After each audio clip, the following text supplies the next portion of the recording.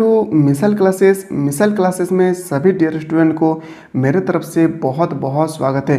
तो मेरे dear student, हम लोग पिछला वीडियो में देखे थे इकोनॉमिक्स से रिलेटेड सेक्शन ए के सभी टॉपिक को हम लोग डिस्कस किए थे। ठीक आज हम लोग मेरे डियर स्टूडेंट पॉलिटिकल साइंस से रिलेटेड चैप्टर 1 और 2 को डिस्कस करेंगे। और 1 और 2 से रिलेटेड जितना भी क्वेश्चन एग्जाम में पूछे गए हैं या किस प्रकार से एग्जाम में पूछे जाएंगे, चाहे वो 2020 हो या 21 हो या 2022 हो, किस प्रकार से क्वेश्चन पूछे जाएंगे, आज आप लोगों को चैप्टर 1 और चैप्टर 2 से सभी प्रकार के क्वेश्चनों को बताया जाएगा कि आने वाले एग्जाम में चैप्टर 1 और चैप्टर 2 से किस प्रकार क्वेश्चन पूछे जाएंगे। तो मेरे डियर स्टूडेंट, मेरा शर्त है कि आप बिना स्किप किए वीडियो को देखें, क्योंकि हर एक क्वेश्चन पर थोड़ा थोड़ा आपको इन्फॉर्मेशन दिया जाएगा। और इन्फॉर्मेशन देने के बाद मेरे डियर स्टूडेंट उससे हो सकता है कि क्वेश्चन एग्जाम में पढ़ दे, ताकि ऐसा ना हो कि जितना आप पढ़े और उससे थोड़ा सा क्वेश्चन पढ़ दे और आप ना सके। इसीलिए मेरे डियर स्टूडेंट वीडियो को बिल्कुल स्किप ना करें।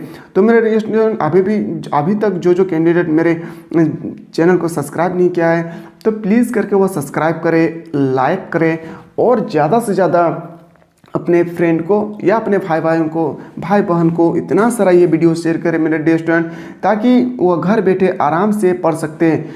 मेरे डियर स्टूडेंट, बहुत सारे ऐसे कैंडिडेट हैं जो ना तो ट्यूशन कर पाते हैं, ना कोचिंग सेंटर जा पाते हैं, ना ही इंस्टीट्यूट जा पाते हैं, क्योंकि वह काम भी करते हैं और पढ़ाई भी करते हैं। खास करके मैं उस प्रकार के कैंडिडेट को अपनी क्लास में इन्वाइट करता हूं कि वो आए और मेरे चैनल के द्वारा बनाया हुआ सभी 11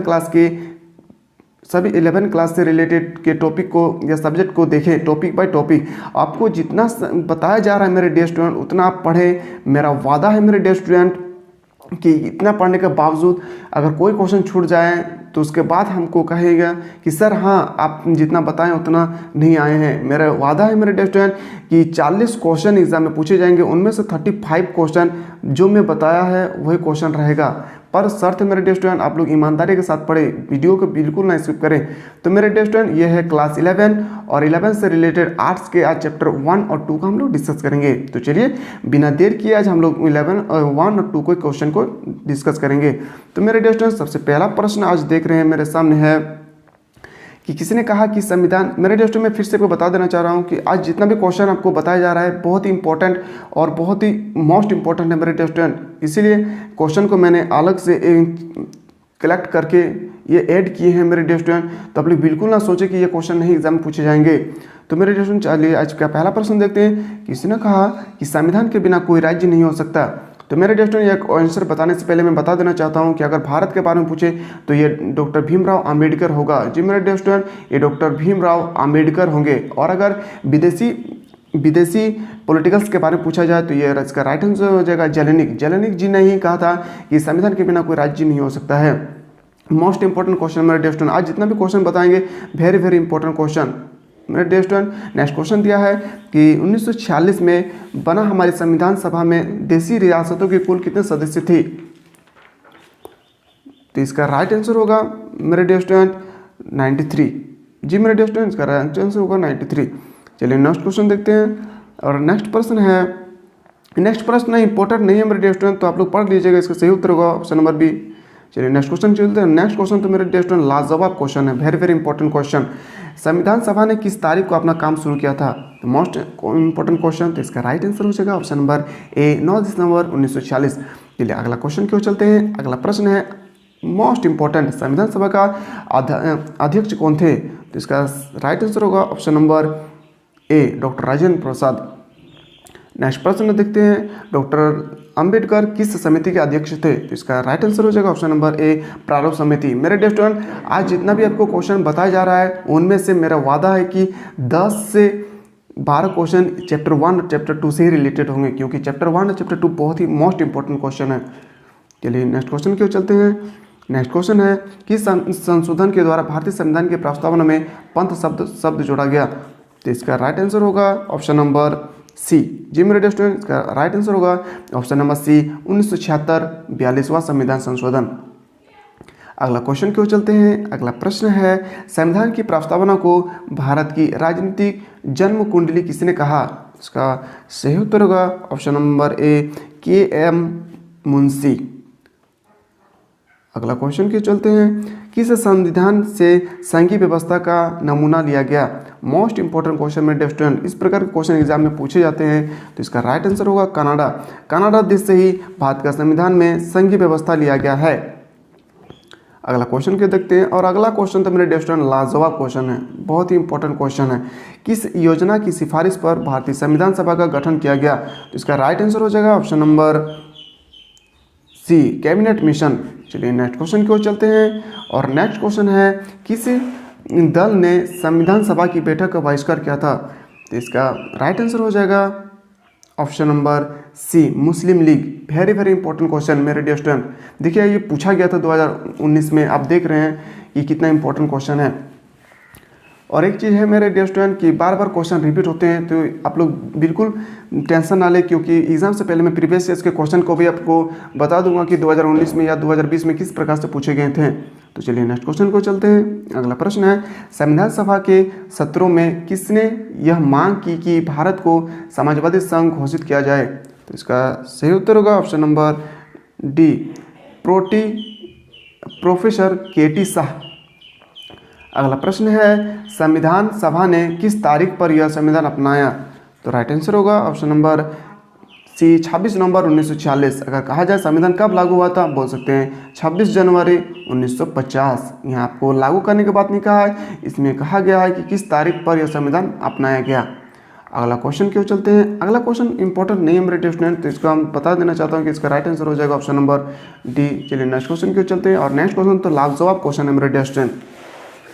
अगला प्रश्न है कि संविधान संशोधन ने निश्चित किया कि राष्ट्रपति अपने मंत्रिपरिषद की परामर्श पर काम करेगी। तो इसका राइट आंसर हो जाएगा ऑप्शन नंबर डी। जी मेरे स्टूडेंट, इसका राइट आंसर होगा ऑप्शन नंबर डी, 44वां संविधान संशोधन। अगला क्वेश्चन देखते हैं,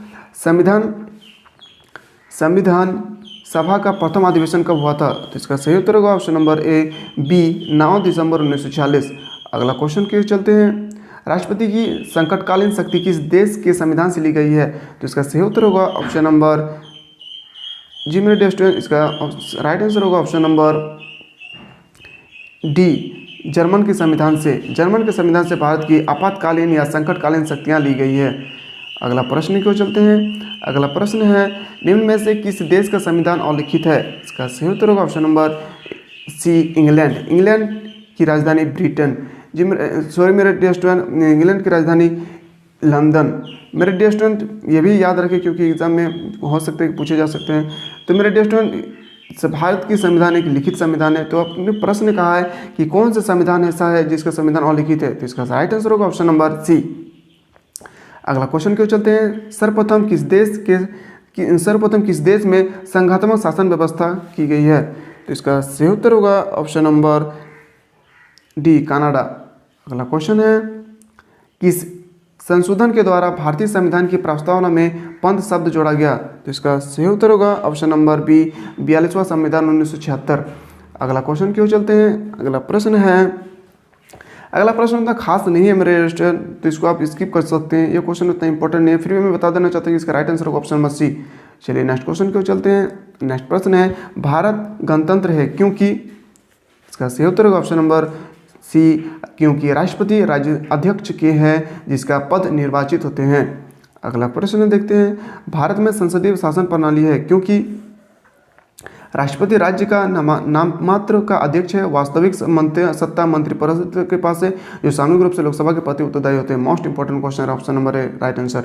अगला क्वेश्चन क्यों चलते हैं, सर्वोच्च न्यायालय ने किस केस में संविधान के अमूल्य ढांचे का सूत्र निर्धारित किया? तो इसका सही उत्तर होगा option number B, 1973 Keshavananda Bharati case.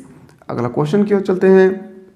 अगला क्वेश्चन उतना इंपॉर्टेंट नहीं है मेरे डियर स्टूडेंट, तो चलिए 26 क्वेश्चन देखते हैं। संवैधानिक राज्य निम्न में से किसका अपर्याय है? तो इसका राइट आंसर हो जाएगा ऑप्शन नंबर सी, लोकतांत्रिक राजनीतिक व्यवस्था।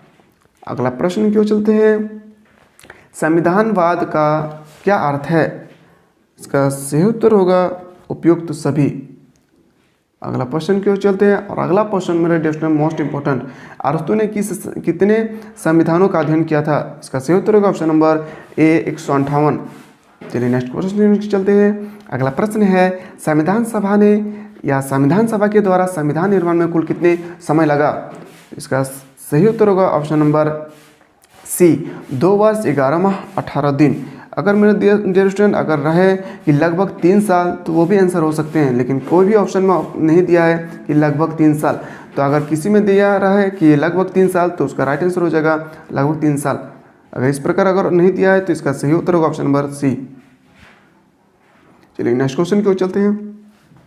किस राष्ट्रवाद नेता ने कहा था स्वराज्य ब्रिटिश संसद का निःशुल्क उपहार नहीं होगा, यह भारत की अपूर्ण अर्थव्यवस्था घोषित की जाएगी? तो यह इसका राइट आंसर होगा option number B, Mahatma Gandhi ji ने कहा था। चलिए नेक्स्ट क्वेश्चन की ओर चलते हैं। संविधान सभा के निर्वाचन में प्रांतीय विधानसभाओं के लिए कुल कितने सदस्य निर्धारित किया गया था? तो इसका राइट आंसर हो जाएगा मेरे dear student option number C, 292। चलिए नेक्स्ट क्वेश्चन की ओर चलते हैं और नेक्स्ट प्रश्न है मेरे डियर स्टूडेंट। ये नेक्स्ट प्रश्न आप लोग आंसर बताइएगा कि इसका राइट आंसर क्या होगा। निम्न में से कौन मूल अधिकारों के अंतर्गत नहीं आते हैं? तो इसका सही उत्तर होगा ऑप्शन नंबर डी, संपत्ति का अधिकार। मौलिक अधिकार से संपत्ति के अधिकार को हटा दिया गया है। पहले मौलिक अधिकार मेरे डियर स्टूडेंट पहले 7 थे। अगर कहा जाए कि पहले मौलिक अधिकार कितने थे तो हम बोल सकते हैं 7। अगर वर्तमान में पूछा जाए तो हम बोल सकते हैं 6। अगर कहा जाए मेरे डियर स्टूडेंट कि कौन से अधिकार को हटाया गया, इसका राइट आंसर हो जाएगा संपत्ति का अधिकार। संपत्ति का अधिकार को ही मौलिक अधिकार से हटाया गया है। चलिए अगला प्रश्न क्यों चलते हैं। मौलिक अधिकारों के संशोधन में कौन समक्ष है या कौन सक्षम है? तो इसका राइट आंसर होगा option number C, most important question मेरे dear student, very very important question. तो इसका राइट आंसर हो जाएगा ऑप्शन नंबर सी। तो मेरे डियर स्टूडेंट अभी तक हम लोग क्वेश्चन देखे 33 जो मोस्ट इंपॉर्टेंट थे। इसमें से 2 या 3 ही क्वेश्चन ऐसे होंगे जो इंपॉर्टेंट नहीं थे और इसी से हर बार क्वेश्चन पूछे जाते हैं। तो मेरे डियर स्टूडेंट आज हम लोग देखें चैप्टर 1 और चैप्टर 2, उसके बाद हम लोग देखेंगे 3 और 4। तो जो कैंडिडेट अभी तक मेरे वीडियो को लाइक नहीं किया है तो प्लीज़ करके लाइक करें, सब्सक्राइब करें और ज़्यादा से ज़्यादा मेरे डियर स्टूडेंट ये वीडियो शेयर करें, क्योंकि सभी भाई बहन के पास ये वीडियो पहुंच जाए ताकि वो घर बैठे आराम से पढ़ सकते हैं। तो मेरे डियर स्टूडेंट फिर हम लोग नेक्स्ट टॉपिक पर मिलते हैं या नेक्स्ट चैप्टर पर मिलते हैं। तब तक के लिए मेरे डियर स्टूडेंट जय हिंद, जय भारत, वंदे मातरम। चैनल को आप लोग अगर सब्सक्राइब नहीं किया तो प्लीज़ करके सब्सक्राइब करें और लाइक करें और ज़्यादा से ज़्यादा मेरे डियर स्टूडेंट शेयर करें, क्योंकि सभी भाई बहन के पास ये वीडियो जैसे प्रोवाइड हो जाना चाहिए और सभी भाई बहन घर बैठे बिना कोचिंग सेंटर जाए आराम से पढ़ सकते हैं। तो मेरे डियर स्टूडेंट चलिए हम लोग बिना देर किए हम लोग प्रश्न की ओर चलते हैं। मेरा डियर स्टूडेंट मेरा एक वादा है कि आप जितना भी इंस्टीट्यूट या कोचिंग सेंटर में पढ़ रहे हैं, अगर उससे ज़्यादा अगर बेनिफिट ये चैनल आपको नहीं दे पाया तो आप कमेंट बॉक्स में जरूर बताएंगे सर कि जितना आप पढ़ाए हैं उसमें से ज़्यादा कोई दूसरा कोचिंग सेंटर या इंस्टीट्यूट पढ़ा रहे हैं। तो मेरे डियर स्टूडेंट वीडियो को बिना स्किप किए देखिए। तो चलिए हम लोग बिना देर किए प्रश्न को चलते हैं। तो आज का पहला प्रश्न देखते हैं, राष्ट्रपति की संवैधानिक स्थिति क्या है? तो इसका सही उत्तर होगा ऑप्शन नंबर ए, राज्यसभा का अध्यक्ष। नेक्स्ट क्वेश्चन को चलते हैं। नेक्स्ट क्वेश्चन उतना इंपॉर्टेंट नहीं है मेरे डियर स्टूडेंट। चलिए क्वेश्चन नंबर 3 देखते हैं। किसके लिखित परामर्श पर अनुच्छेद 352 के अंतर्गत राष्ट्रपति देशव्यापी संगठन की घोषणा कर सकते हैं? तो इसका राइट आंसर हो जाएगा option number C, cabinet mission. अगला प्रश्न क्यों चलते हैं। अगला प्रश्न है, राष्ट्रपति के चुनाव में कौन लोग मतदान करते हैं? तो इसका सही उत्तर होगा ऑप्शन नंबर डी, संसद एवं विधानसभा के निर्वाचित सदस्यगण। अगला क्वेश्चन क्यों चलते हैं। अगला प्रश्न इंपॉर्टेंट नहीं है मेरे स्टूडेंट। चलिए नेक्स्ट क्वेश्चन क्यों चलते हैं। किस संविधान संशोधन यह अनिवार्य बना दिया कि राष्ट्रपति अपने मंत्रियों की सलाह से कार्य करेंगे? तो इसका सही उत्तर होगा ऑप्शन नंबर सी, 1976 42वां संविधान संशोधन। चलिए नेक्स्ट क्वेश्चन क्यों चलते हैं।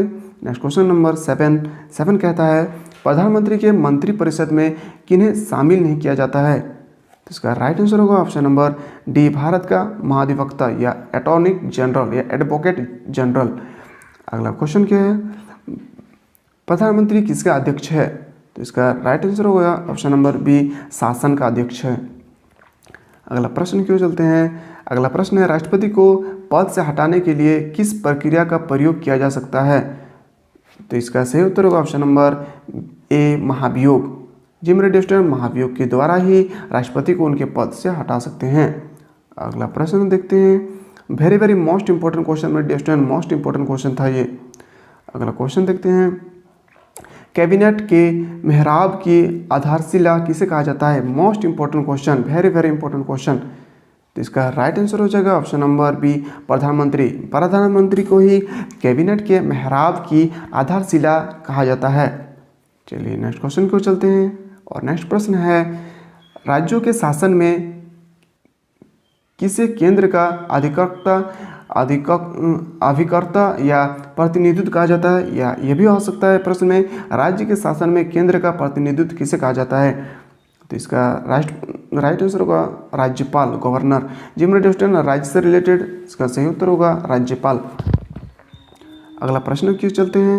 अगला प्रश्न है, राज्य के मंत्रिमंडल में मुख्यमंत्री सहित कम से कम कितने मंत्रीगण होने चाहिए? इसका सही उत्तर होगा ऑप्शन नंबर सी, 12। अगला प्रश्न है, कोई मंत्री जो सांसद या विधायक नहीं है उसे कितने समय में सांसद या विधायक होना अनिवार्य होगा? तो इसका सही उत्तर होगा ऑप्शन नंबर बी, 6 माह। मोस्ट इंपॉर्टेंट क्वेश्चन मेरे दोस्तों, वेरी वेरी इंपॉर्टेंट क्वेश्चन। अगला क्वेश्चन क्यों चलते हैं, कौन मुख्यमंत्री के मंत्रिपरिषद को अपदस्थ नहीं कर सकता है? तो इसका राइट आंसर होगा ऑप्शन नंबर डी, जी मेरे दोस्तों, संसद। चलिए नेक्स्ट क्वेश्चन क्यों चलते हैं। नेक्स्ट क्वेश्चन इतना इंपॉर्टेंट नहीं मेरे दोस्तों, फिर भी इसको बता देना बहुत ज़रूरी हो सकता है कि आने वाले एग्जाम में पूछे जा सकते हैं। हालिया समय में हमारी संसद व्यवस्था में कौन सी विकृति सबसे बड़ी है?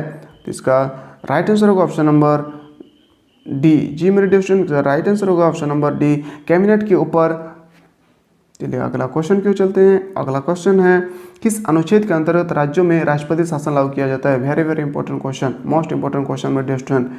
तो इसका राइट आंसर हो जाएगा ऑप्शन नंबर डी, 356, अनुच्छेद 356 के अंतर्गत राष्ट्रपति शासन लागू किया जाता है। अगला प्रश्न क्यों चलते हैं, राष्ट्रपति राज्यसभा में कितने सदस्यों को मनोनीत करते हैं? राष्ट्रपति राज्यसभा में कितने सदस्यों को मनोनीत करते हैं? तो मेरे डियर स्टूडेंट, इसका राइट आंसर होगा ऑप्शन नंबर ए, 12। अगर इसी में कहा जाए कि राष्ट्रपति लोकसभा में कितने सदस्यों को निर्वाचित करते हैं, तो इसका सही उत्तर होगा ऑप्शन नंबर, इसका सही उत्तर हो जाएगा तब 2। अगर राज्यसभा में कहा जाए तो 12, लोकसभा में कहा जाए तो 2। चलिए नेक्स्ट प्रश्न की ओर चलते हैं, निम्नलिखित में से कौन सी कार्यपालिका का भारत में वर्णन किया गया है? तो इसका सही उत्तर हो जाएगा मेरे dear student option number B, संसदीय प्रणाली की कार्यपालिका। जी मेरे डियर स्टूडेंट, इसका राइट आंसर हो जाएगा संसदीय प्रणाली की। चलिए नेक्स्ट क्वेश्चन की ओर चलते हैं, राज्यों में मुख्यमंत्री की नियुक्ति कौन करता है? तो मोस्ट इंपॉर्टेंट क्वेश्चन मेरे dear student, very very important question. तो इसका सही उत्तर होगा ऑप्शन नंबर बी, राज्यपाल। राज्यपाल ही भारत के या राज्य के मुख्यमंत्री का निर्वाचन करते हैं। चलिए नेक्स्ट प्रश्न है, भारत में संसदीय शासन प्रणाली है क्योंकि वास्तविक सत्ता मंत्रिपरिषद के पास है जो सामूहिक रूप से लोकसभा के प्रति उत्तरदायी होते हैं। Very very important question.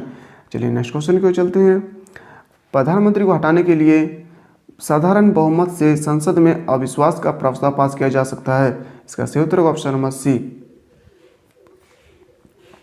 Next प्रश्न की ओर चलते हैं, यदि कोई गैर धन विधेयक राष्ट्रपति की अनुमति को भेजा जाता है तो अनिश्चित काल तक अपने विचार अधीन रख सकते हैं। तो इसका सही उत्तर होगा ऑप्शन नंबर बी। अगला प्रश्न की ओर चलते हैं, मुख्यमंत्री किसे अपना त्याग पत्र देकर पदमुक्त हो जाता है? Very very important question, very very important question मेरे डियर स्टूडेंट।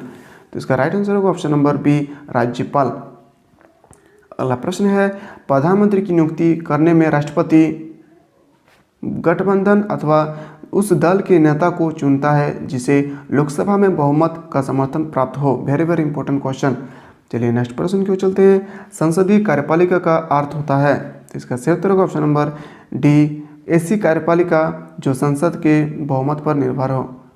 अगला प्रश्न की ओर चलते हैं, संविधान सभा में किसने संसदात्मक शासन प्रणाली अपनाने के पक्ष में निर्णय दिया है? तो इसका राइट आंसर हो जाएगा मेरे dear student, Nehru, Patel, K M. Munshi. इसका सही उत्तर होगा ऑप्शन नंबर डी, इसका राइट आंसर होगा ऑप्शन नंबर डी। अगला प्रश्न को चलते हैं, प्रश्न नंबर 28 कहता है, ब्रिटिश काल में किस अधिनियम के द्वारा प्रांतों में द्विंद शासन की व्यवस्था की गई है? तो इसका सही उत्तर होगा ऑप्शन नंबर बी, 1919 का अधिनियम। अगला प्रश्न है, ब्रिटिश काल में किस अधिनियम के द्वारा प्रांतीय स्वायत्तता की स्थापना की गई है? तो इसका राइट आंसर होगा ऑप्शन नंबर सी 1935 का अधिनियम। चलिए क्वेश्चन नंबर 30 देखते हैं मेरे डियर स्टूडेंट। 30 कहता है अमेरिका में राष्ट्रपति कितने अवधि के लिए, कितना समय के लिए चुने जाते हैं। Most important question, very very important question. इसका सही उत्तर होगा ऑप्शन नंबर बी। जी मेरे dear student, option number B 4 वर्ष के लिए चुने जाते हैं। अगर भारत में कहा जाए कि भारत में राष्ट्रपति को कितने साल के लिए चुने जाते हैं तो इसका सही उत्तर होगा 5। अगला क्वेश्चन देखते हैं। अमेरिका में अब तक कितने राष्ट्रपतियों को महाभियोग की प्रक्रिया से पदयुक्त किया जा चुका है। तो इसका राइट आंसर होगा ऑप्शन नंबर डी।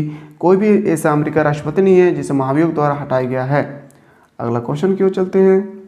भारत में किस प्रधानमंत्री की सरकार को अविश्वास प्रस्ताव के कारण हटाना पड़ा। इसका सही उत्तर होगा ऑप्शन नंबर डी, उपयुक्त सभी। चलिए क्वेश्चन नंबर 33 देखते हैं। 33 उतना इंपॉर्टेंट नहीं है मेरे डियर स्टूडेंट, फिर भी आंसर मैं बता देना चाहता हूँ। इसका राइट आंसर होगा ऑप्शन नंबर ए। चलिए नेक्स्ट प्रश्न की ओर चलते हैं। संसदात्मक या मंत्रिमंडलात्मक शासन का सिद्धांत है। तो इसका सही उत्तर होगा ऑप्शन नंबर डी, उपयुक्त सभी।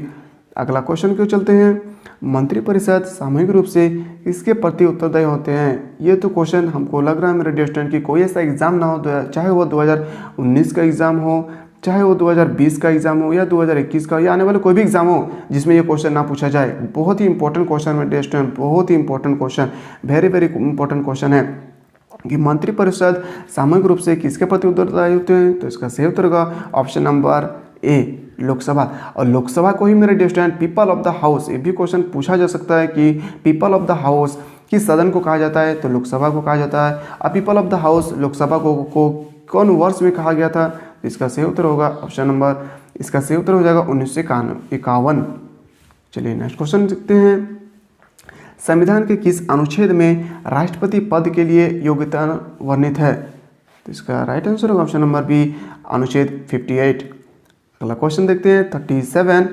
राष्ट्रपति के निर्वाचन की प्रक्रिया संविधान के किस अनुच्छेद में वर्णित है। इसका राइट आंसर होगा ऑप्शन नंबर सी, अनुच्छेद 54 और 55। जी मेरे डियर स्टूडेंट, अनुच्छेद 54 और 55। चलिए क्वेश्चन नंबर 38 देखते हैं। 38 पूछा है निम्न में से किसकी नियुक्ति राष्ट्रपति द्वारा की जाती है। Very very important question. तो इसका राइट आंसर हो जाएगा ऑप्शन नंबर डी, उपयुक्त सभी। प्रधानमंत्री भी, महान्यायवादी भी, अटॉर्नी जनरल, उपयुक्त सभी। चलिए क्वेश्चन नंबर 39 देखते हैं। राष्ट्रपति गैर विधायक के संबंध में किस प्रकार की शक्ति रखता है। इसका राइट आंसर हो जाएगा ऑप्शन नंबर डी, उपयुक्त सभी। अगला क्वेश्चन है सन 1996 में अटल बिहारी वाजपेयी कुल कितने दिन प्रधानमंत्री बने थे। Very very important question. यह भी कहा जा सकता है कि भारत के ऐसे प्रधानमंत्री का नाम बताए जो सबसे कम समय तक अपने पद पर रहे थे। वेरी वेरी इंपॉर्टेंट क्वेश्चन मेरे डियर स्टूडेंट। इसका राइट आंसर हो जाएगा ऑप्शन नंबर सी, 13 दिन, मात्र 13 दिन अटल बिहारी वाजपेयी अपने पद पर थे। अगला प्रश्न है किसके अनुसार प्रधानमंत्री मंत्रिमंडल के जीवन और उनकी मृत्यु का केंद्र बिंदु है। इसका सही उत्तर होगा option number A, Laski.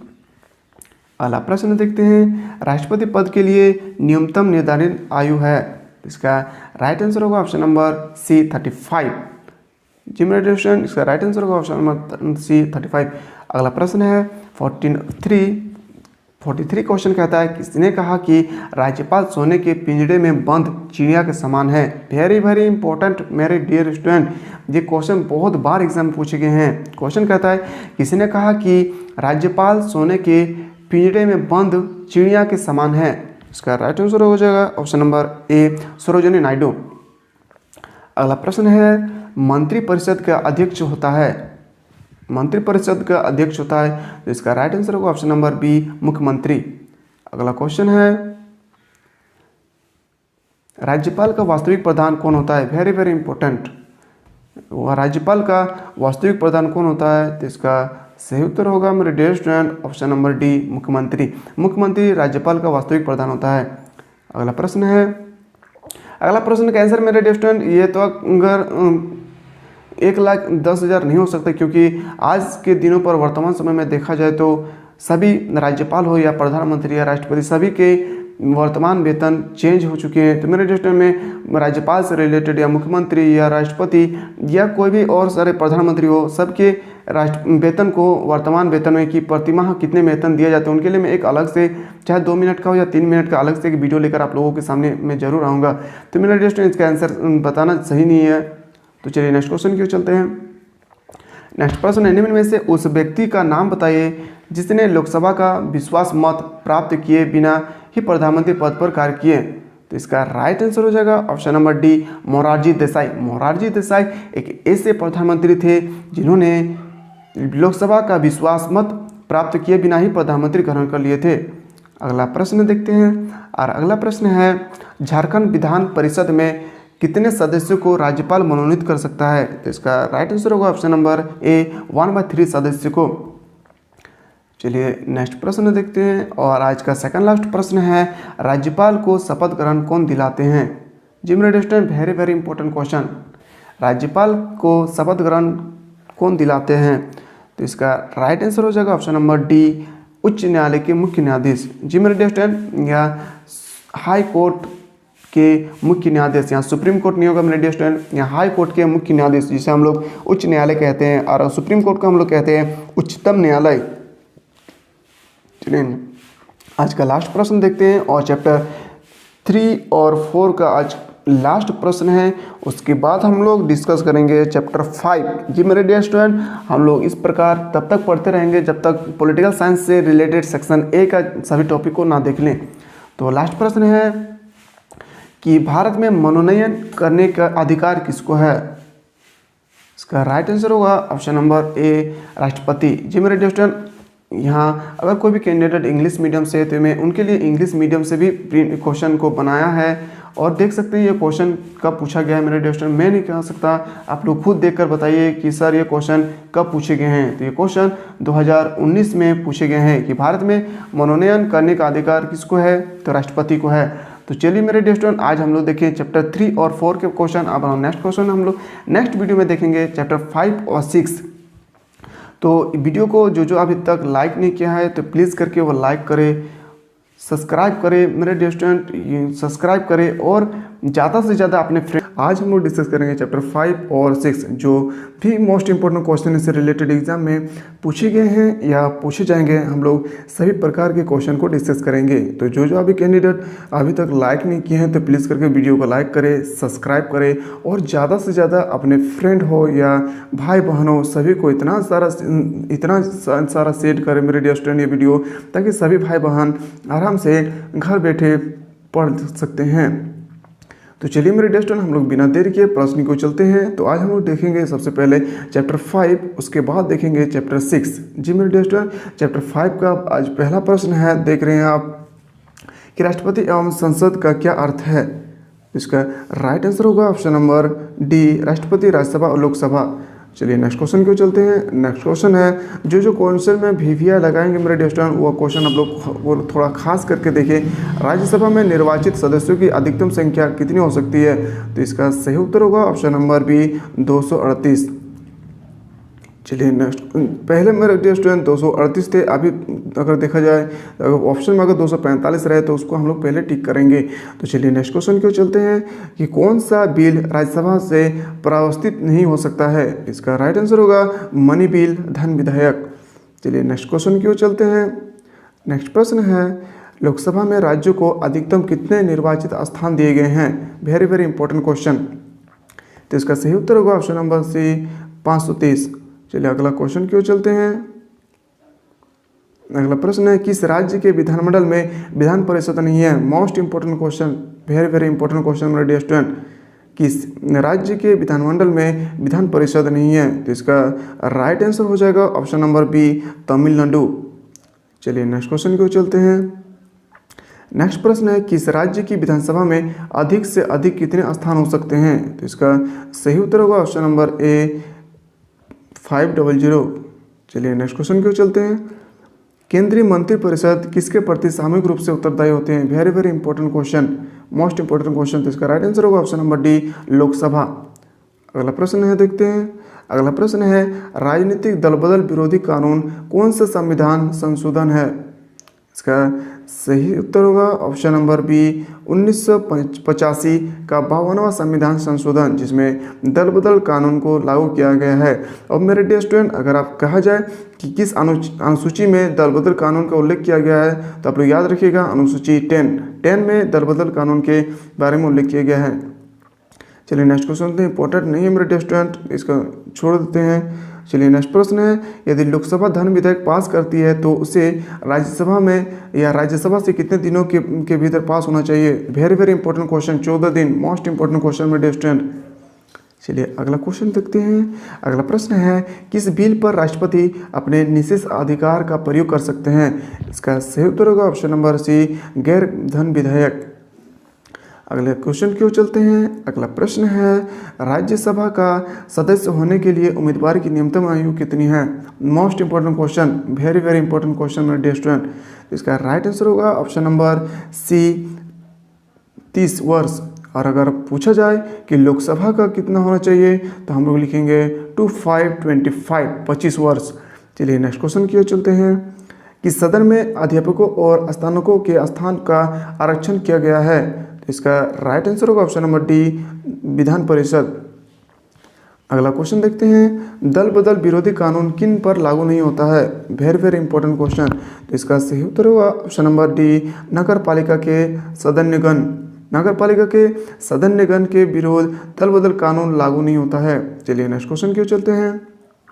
Bharat में संसद की स्थापना किस कानून के तहत हुई थी? तो इसका सही उत्तर होगा ऑप्शन नंबर ए, 1919 का भारत सरकार अधिनियम। चलिए अगला क्वेश्चन देखते हैं। और अगला question very very important question मेरे डियर स्टूडेंट। तो लोकसभा की निर्वाचित सीटों की अधिकतम संख्या कितनी हो सकती है? तो इसका राइट आंसर होगा मेरे डियर स्टूडेंट 552। अगर वर्तमान में कहा जाए तो हम लोग लिखेंगे 545। जी मेरे डियर स्टूडेंट, अगर वर्तमान में कहा जाए तो हम लोग लिखेंगे 545 की वर्तमान में लोकसभा में सीटों की संख्या कितनी है? तो 545। अगर लोकसभा में अधिकतम सीटों की संख्या कितनी हो सकती है? तो 552। चलिए अगला क्वेश्चन देखते हैं। निम्नलिखित में से भारत के किस राज्य में द्विसदनीय विधायक नहीं है? तो इसका राइट आंसर हो जाएगा ऑप्शन नंबर डी, झारखंड। अगला प्रश्न देखते हैं, संसद की संयुक्त बैठक की अध्यक्षता कौन करता है? मोस्ट इंपॉर्टेंट क्वेश्चन मेरे डियर स्टूडेंट, आप देख रहे हैं 2018 में पूछे गए हैं। कितना इंपॉर्टेंट क्वेश्चन है मेरे डियर स्टूडेंट। इसका राइट आंसर हो जाएगा ऑप्शन नंबर डी, लोकसभा का अध्यक्ष। जी मेरे डियर स्टूडेंट, संसद की संयुक्त बैठक की अध्यक्षता लोकसभा अध्यक्ष करते हैं। चलिए नेक्स्ट क्वेश्चन देखते हैं। धन विधेयक को प्रभावित करने की शक्ति किसे प्राप्त है? इसका सही उत्तर होगा ऑप्शन नंबर सी, लोकसभा। अगला प्रश्न है, राज्यसभा संसद का बड़ा या उच्च सदन है क्योंकि इनमें राज्यों का प्रतिनिधित्व दिया गया है। वेरी वेरी इंपॉर्टेंट क्वेश्चन मेरे डियर स्टूडेंट। इसका राइट आंसर होगा ऑप्शन नंबर सी। चलिए अगला क्वेश्चन देखते हैं। अगला क्वेश्चन उतना इंपॉर्टेंट नहीं है मेरे डियर स्टूडेंट, फिर भी देख लेना बहुत जरूरी है। लोकसभा का सामान्य कार्यकाल 5 वर्ष है, जिसे बढ़ाया जा सकता है यदि आपातकाल में संसद ऐसा कानून बनाए। कब बढ़ाया जा सकता है? आपातकाल में बढ़ाया जा सकता है। लोकसभा का अधिकतम आयु कितनी है? 5 साल के लिए वो अपने पद पर रह सकते हैं, लेकिन अगर आपातकाल हो जाए तो 5 साल से अधिक हो सकता है। चलिए नेक्स्ट क्वेश्चन देखते हैं।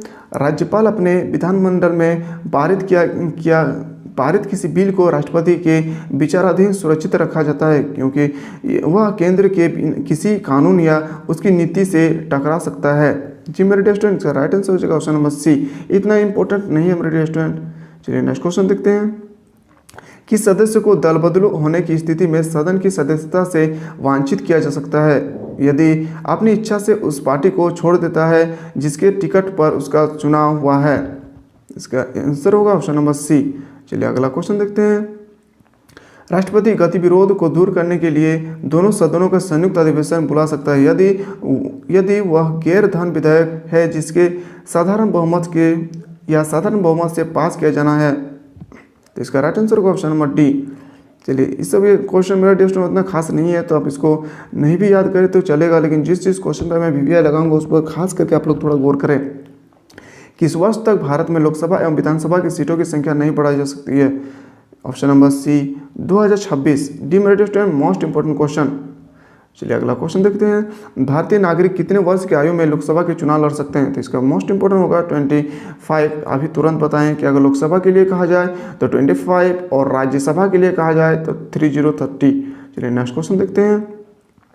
14वीं लोकसभा में भारतीय जनता पार्टी को कितने सीट मिली थी? तो इसका सही उत्तर होगा ऑप्शन नंबर ए। जी मेरे स्टूडेंट, इसका राइट आंसर होगा ऑप्शन नंबर ए 138। 14वीं लोकसभा 2005 में कांग्रेस को कितनी सीट मिली थी? तो इसका राइट आंसर हो जाएगा ऑप्शन नंबर सी 145।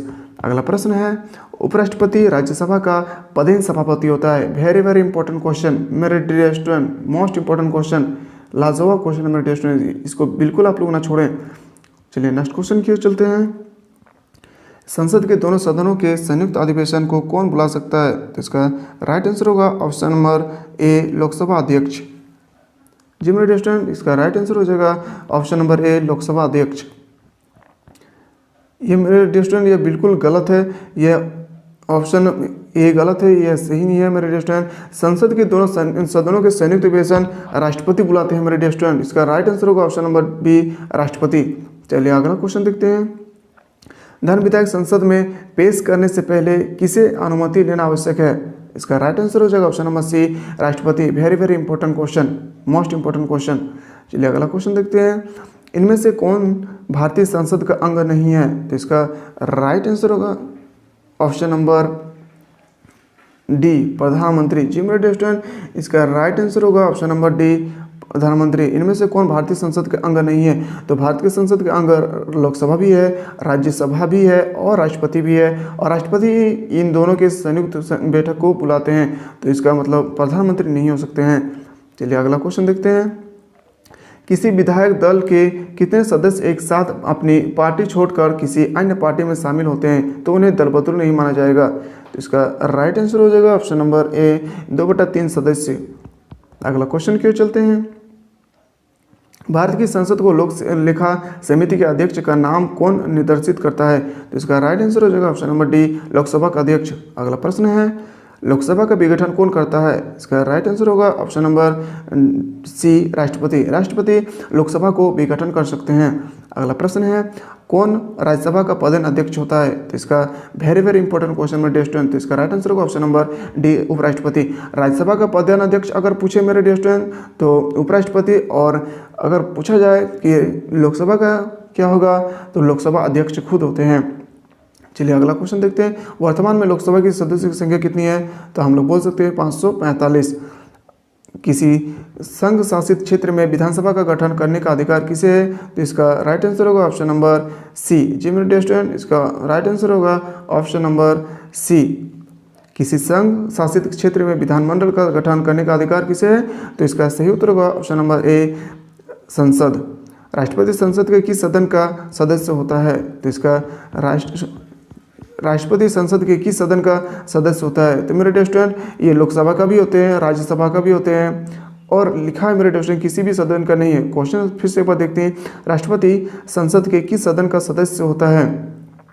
तो मेरे स्टूडेंट इसको हम बोल सकते हैं किसी भी सदस्य का सदन नहीं हो सकते, क्योंकि वह राष्ट्रपति का काम है, वह संसद के दोनों सदनों को संयुक्त बैठक बुलाते हैं।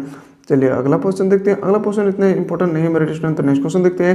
राज्यसभा का कार्यकाल कितने वर्ष का होता है? तो बोल सकते हैं राज्यसभा एक अस्थायी होते हैं, जिसे हम हर 6 वर्ष में 2/3 लोगों की या सदस्य के अवकाश ग्रहण होता है। चलिए नेक्स्ट क्वेश्चन देखते हैं। राज्यसभा के सदस्यों का कार्यकाल कितना होता है? तो इसका सही उत्तर होगा ऑप्शन नंबर सी 6 वर्ष। अगर लोकसभा पूछा जाए तो 5 वर्ष। किसी सदस्य के द्वारा बिना कारण बताए राज्यसभा में लगातार कितने दिन तक अनुपस्थित रहने से उसकी सदस्यता समाप्त हो जाती है? तो इसका राइट आंसर होगा ऑप्शन नंबर डी 60 दिन। 60 दिन के अंदर कोई सदस्य नहीं आए तो उसकी सीट को अनुपस्थित कर दिया जाता है। चलिए अगला क्वेश्चन देखते हैं। राज्यसभा की न्यूनतम उपस्थिति संख्या का कोरम क्या है? इसका राइट आंसर होगा ऑप्शन नंबर बी कुल सदस्य का 1/10। ये क्वेश्चन इतना इंपॉर्टेंट नहीं है मेरे स्टूडेंट। चलिए नेक्स्ट क्वेश्चन देखते हैं।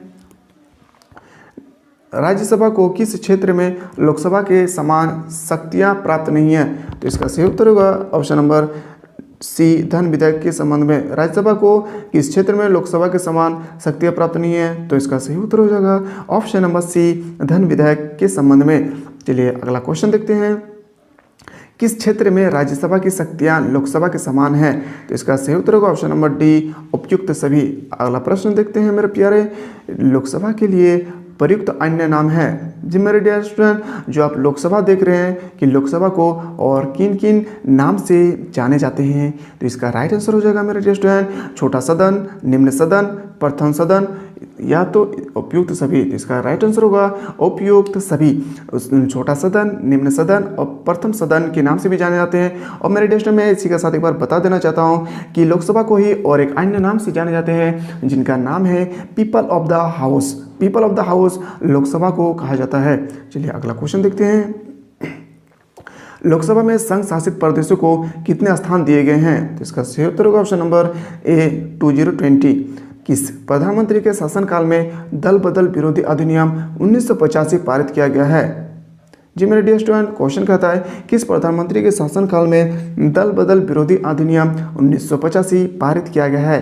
तो इसका राइट आंसर हो जाएगा option number A Rajiv Gandhi. अगला प्रश्न देखते हैं, अगला प्रश्न है 5050 गैर सरकारी विधायक किस दिन प्रस्तुत किए जा सकते हैं? जी मेरे डियर स्टूडेंट, इसका राइट आंसर हो जाएगा ऑप्शन नंबर डी फ्राइडे, शुक्रवार को। जी अगला क्वेश्चन देखते हैं, अगला प्रश्न है 5151 दोनों सदनों के संयुक्त अधिवेशन की अध्यक्षता कौन करता है? तो इसको राइट आंसर होगा ऑप्शन नंबर, दोनों सदनों के संयुक्त अधिवेशन की अध्यक्षता कौन करते हैं? तो इसका राइट आंसर होगा स्पीकर। चलिए अगला क्वेश्चन देखते हैं मेरे डियर स्टूडेंट, यहाँ पर दो प्रकार के क्वेश्चन आपसे एग्जाम में पूछे जा सकते हैं। अगर क्वेश्चन कहे कि दोनों सदनों के संयुक्त बैठक को कौन बुलाते हैं, तो तब इसका राइट आंसर होगा राष्ट्रपति। और अगर आपसे कहे कि दोनों सदनों के संयुक्त अधिवेशन की अध्यक्षता कौन करते हैं, तो इसका राइट आंसर होगा स्पीकर। चलिए अगला क्वेश्चन देखते हैं, अगला क्वेश्चन उतना इंपॉर्टेंट नहीं है, फिर भी देखना बहुत जरूरी है। भारत में किसी विधेयक को धन विधेयक को प्रमाणित करता है? तो इसका राइट आंसर होगा option number C, speaker of Lok Sabha. चलिए अगला प्रश्न देखते हैं, और अगला प्रश्न है मेरे डियर स्टूडेंट, भारत में लोकसभा का अध्यक्ष या स्पीकर है निर्वाचित किया जाता है? चलिए इसका सही उत्तर हो जाएगा ऑप्शन नंबर सी, निर्वाचित किया जाता है। चलिए मेरे प्यारे, आज का चैप्टर 5 का सेकंड लास्ट क्वेश्चन आपके सामने है, विधान परिषद के सदस्य कितने वर्ष के लिए निर्वाचित होते हैं? तो इसका सही उत्तर होगा ऑप्शन नंबर डी, वर्ष, 6 वर्ष के लिए निर्वाचित किए जाते हैं। अगला क्वेश्चन देखते हैं, और चैप्टर 5 का लास्ट प्रश्न है आपके सामने, भारतीय संविधान में संशोधन के लिए विधेयक लाया जा सकता है? तो इसका राइट आंसर होगा ऑप्शन नंबर सी। जी मेरे डियर स्टूडेंट, इसका राइट आंसर हो जाएगा ऑप्शन नंबर सी, या तो लोकसभा में या राज्यसभा में। चलिए मेरे प्यारे, अभी तक हम लोग देखें चैप्टर 5 से रिलेटेड क्वेश्चन जो पॉलिटिकल साइंस के और डिपार्टमेंट ऑफ आर्ट्स से रिलेटेड थे। तो जो कैंडिडेट अभी तक मेरे वीडियो को लाइक नहीं किए हैं, तो प्लीज़ करके लाइक करें, सब्सक्राइब करें और ज़्यादा से ज़्यादा मेरे डियर स्टूडेंट अपने फ्रेंड को शेयर करें। तो चलिए हम लोग बिना देर किए फिर से हम लोग चैप्टर 6 को देखते हैं। और चैप्टर 6 का पहला प्रश्न आपके स्क्रीन के सामने है मेरे डियर स्टूडेंट, और चैप्टर 6 के बारे में डिस्कस करने के बाद हम लोग देखेंगे दूसरा एक वीडियो पे चैप्टर 7 और 8। इस प्रकार हम लोग तब तक पढ़ते रहेंगे मेरे डियर स्टूडेंट, तब जब तक पॉलिटिकल साइंस से रिलेटेड क्वेश्चन को हम लोग खत्म ना कर लें। और आपको जितना सारा क्वेश्चन बताया जा रहा है मेरे डियर स्टूडेंट, उतना सारा क्वेश्चन आप पढ़े। अगर उतना पढ़ने के बावजूद भी अगर कोई क्वेश्चन छूट जाए तब बताइएगा कि जी सर आप जितना पढ़ाए हैं उससे भी बाहर थे। मेरे वादा है मेरे डियर स्टूडेंट, जितना आपको बताया जा रहा है उतना आप पढ़िए। 35 क्वेश्चन, 40 में 35 क्वेश्चन आपको करेक्ट होगा, लेकिन शर्त है मेरे डियर स्टूडेंट क्या कि आप ईमानदारी के साथ पढ़ें, वीडियो को बिना स्किप किए पढ़ें। तो चलिए हम लोग देखते हैं चैप्टर 6 का पहला प्रश्न है, सर्वोच्च न्यायालय में कुल कितने सहायक न्यायाधीश होते हैं? तो इसका राइट आंसर होगा ऑप्शन नंबर डी 30। सर्वोच्च न्यायालय के जज को सिद्ध दुर्व्यवहार या अक्षमता के दोष के आधार पर कौन हटा सकता है? तो इसका राइट आंसर होगा ऑप्शन नंबर डी, संसद का राष्ट्रपति। अगला क्वेश्चन देखते हैं, अगला क्वेश्चन उतना इंपॉर्टेंट नहीं है मेरे स्टूडेंट, सर्वोच्च न्यायालय के मौलिक अधिकार क्षेत्र में कौन से विवाद का निपटारा आता है? तो इसका राइट आंसर होगा ऑप्शन नंबर डी। चलिए नेक्स्ट क्वेश्चन देखते हैं। नेक्स्ट प्रश्न है, किसी संवैधानिक मामले या सार्वजनिक महत्व के किसी तथ्य के बारे में सर्वोच्च न्यायालय से कौन परामर्श ले सकता है? तो इसका राइट आंसर होगा ऑप्शन नंबर ए, राष्ट्रपति। चलिए अगला प्रश्न देखते हैं। अगला क्वेश्चन है, उच्च न्यायालयों के जजों की संख्या निर्धारित करने का अधिकार किसे प्राप्त है? तो राष्ट्रपति को प्राप्त है। अगला प्रश्न देखते हैं, कानून के शासन पदबंध की रचना किसने की? इसका राइट आंसर होगा option number B, HAAB Dicey. AB Dicey ने कानून के शासन के पदबंध की रचना की थी।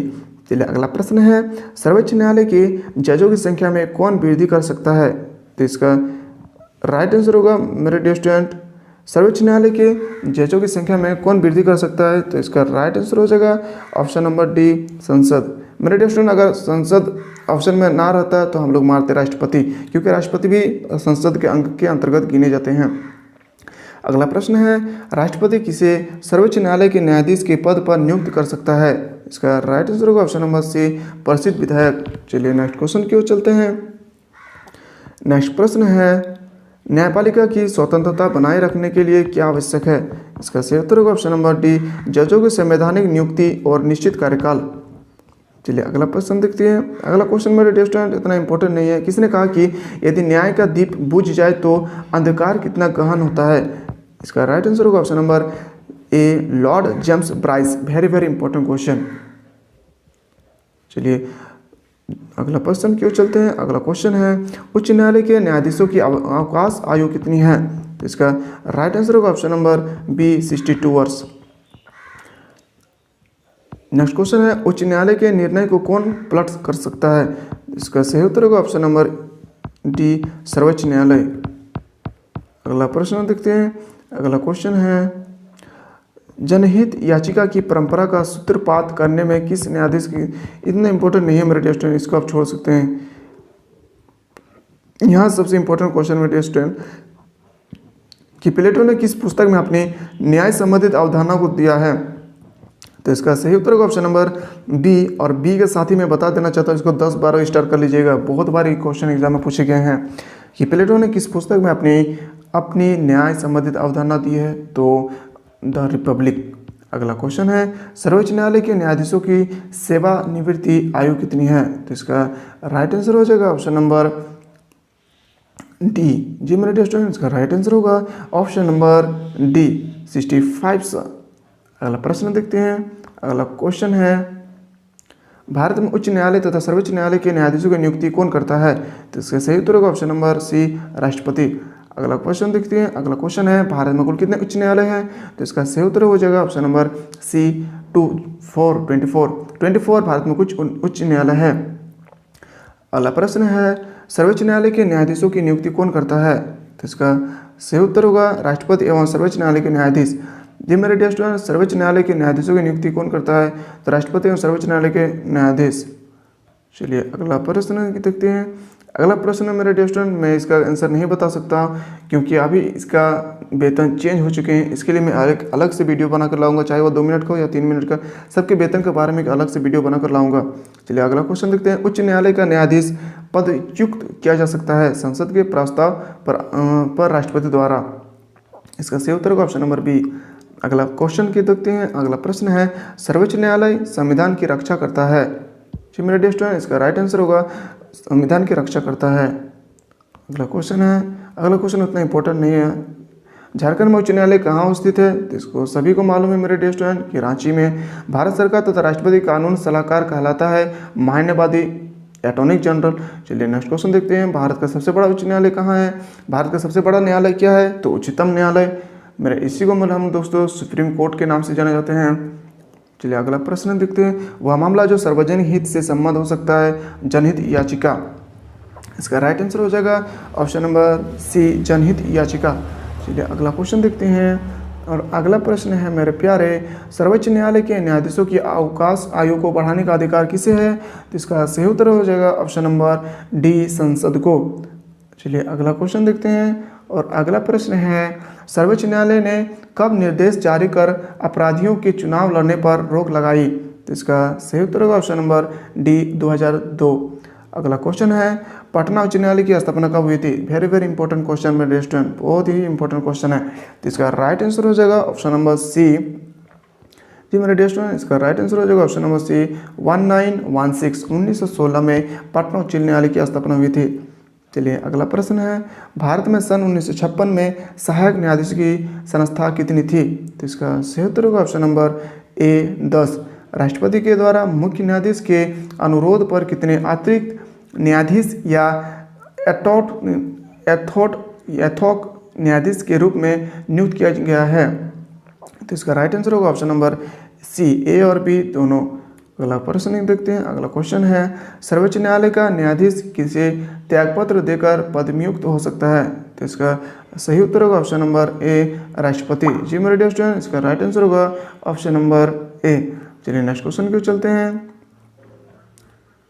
सर्वोच्च न्यायालय के अधिकार क्षेत्र को कितने भागों में बांटा जा सकता है? तो इसका सही उत्तर होगा ऑप्शन नंबर बी, 3। अगला क्वेश्चन है, सर्वोच्च न्यायालय के क्षेत्राधिकार में निम्न में से कौन सा सम्मिलित नहीं है? तो इसका सही उत्तर हो जाएगा ऑप्शन नंबर सी, कानूनी अधिकार। मेरे टेस्ट जो इसमें खास क्वेश्चन वही से बताएंगे। भारत का सर्वाधिक प्राचीन उच्च न्यायालय कौन सा है? तो इसका राइट आंसर होगा कोलकाता। कोलकाता उच्च न्यायालय की स्थापना कब हुई थी? तो इसका सही उत्तर होगा ऑप्शन नंबर बी, 1862। किस उच्च न्यायालय की स्थापना 2000 में हुई थी? तो उपयुक्त सभी, झारखंड भी, उत्तराखंड भी और छत्तीसगढ़ के न्यायालय तीनों का स्थापना 2000 में हुआ था। तो इसका आंसर हो जाएगा ऑप्शन नंबर डी, उपयुक्त तीनों। चलिए नेक्स्ट क्वेश्चन देखते हैं। किस राज्य की वर्तमान राजधानी अमरावती है? तो आंध्र प्रदेश की राजधानी अमरावती है। अगला क्वेश्चन देखते हैं। यह कथन किसने कहा कि जहां कानून का अंत होता है वहीं अत्याचार शुरू होता है? तो इसका सही उत्तर होगा option number A, John Locke. John Locke ji ने ही कहा था जहां कानून का अंत होता है वहीं अत्याचार तंत्र की शुरुआत होती है। चलिए नेक्स्ट क्वेश्चन देखते हैं। यह किसने कहा कि कानून के उत्पीड़न से बदतर कोई अन्य उत्पीड़न नहीं हो सकती है? तो इसका सही उत्तर होगा ऑप्शन नंबर डी। अगला क्वेश्चन देखते हैं। अगला क्वेश्चन उतना इंपॉर्टेंट नहीं है मेरे प्यारे, इसको छोड़ सकते हैं। 44 नंबर देखते हैं। कानून के शासन का क्या अर्थ है? तो इसका सही उत्तर होगा सीमित और उत्तरदायी शासन और संवैधानिक शासन। अगला प्रश्न देखते हैं। यह किसने कहा कि सदैव सावधानी की ही स्वतंत्रता की कीमत है? तो इसका राइट आंसर होगा option number A, Laski. Laski ji ने कहा था कि सदैव सावधानी ही स्वतंत्रता की कीमत है।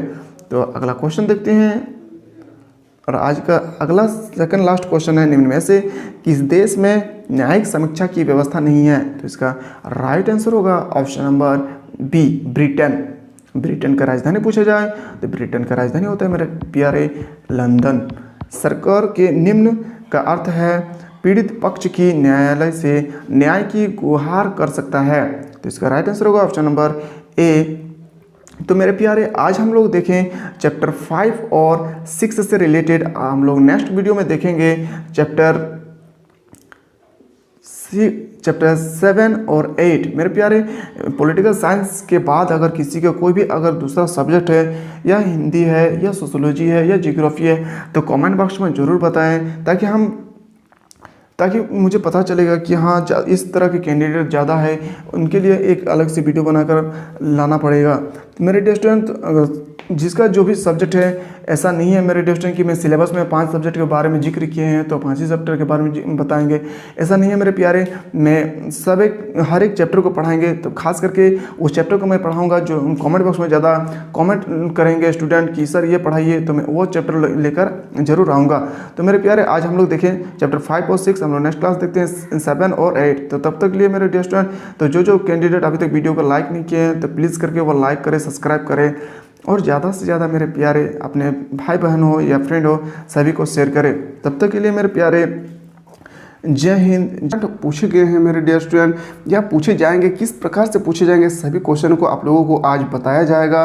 तो मेरे डियर स्टूडेंट अभी तक जो कैंडिडेट वीडियो को सब्सक्राइब नहीं किए हैं तो प्लीज़ करके सब्सक्राइब करें, लाइक करें और मेरे प्यारे डियर स्टूडेंट ज़्यादा से ज़्यादा शेयर करें।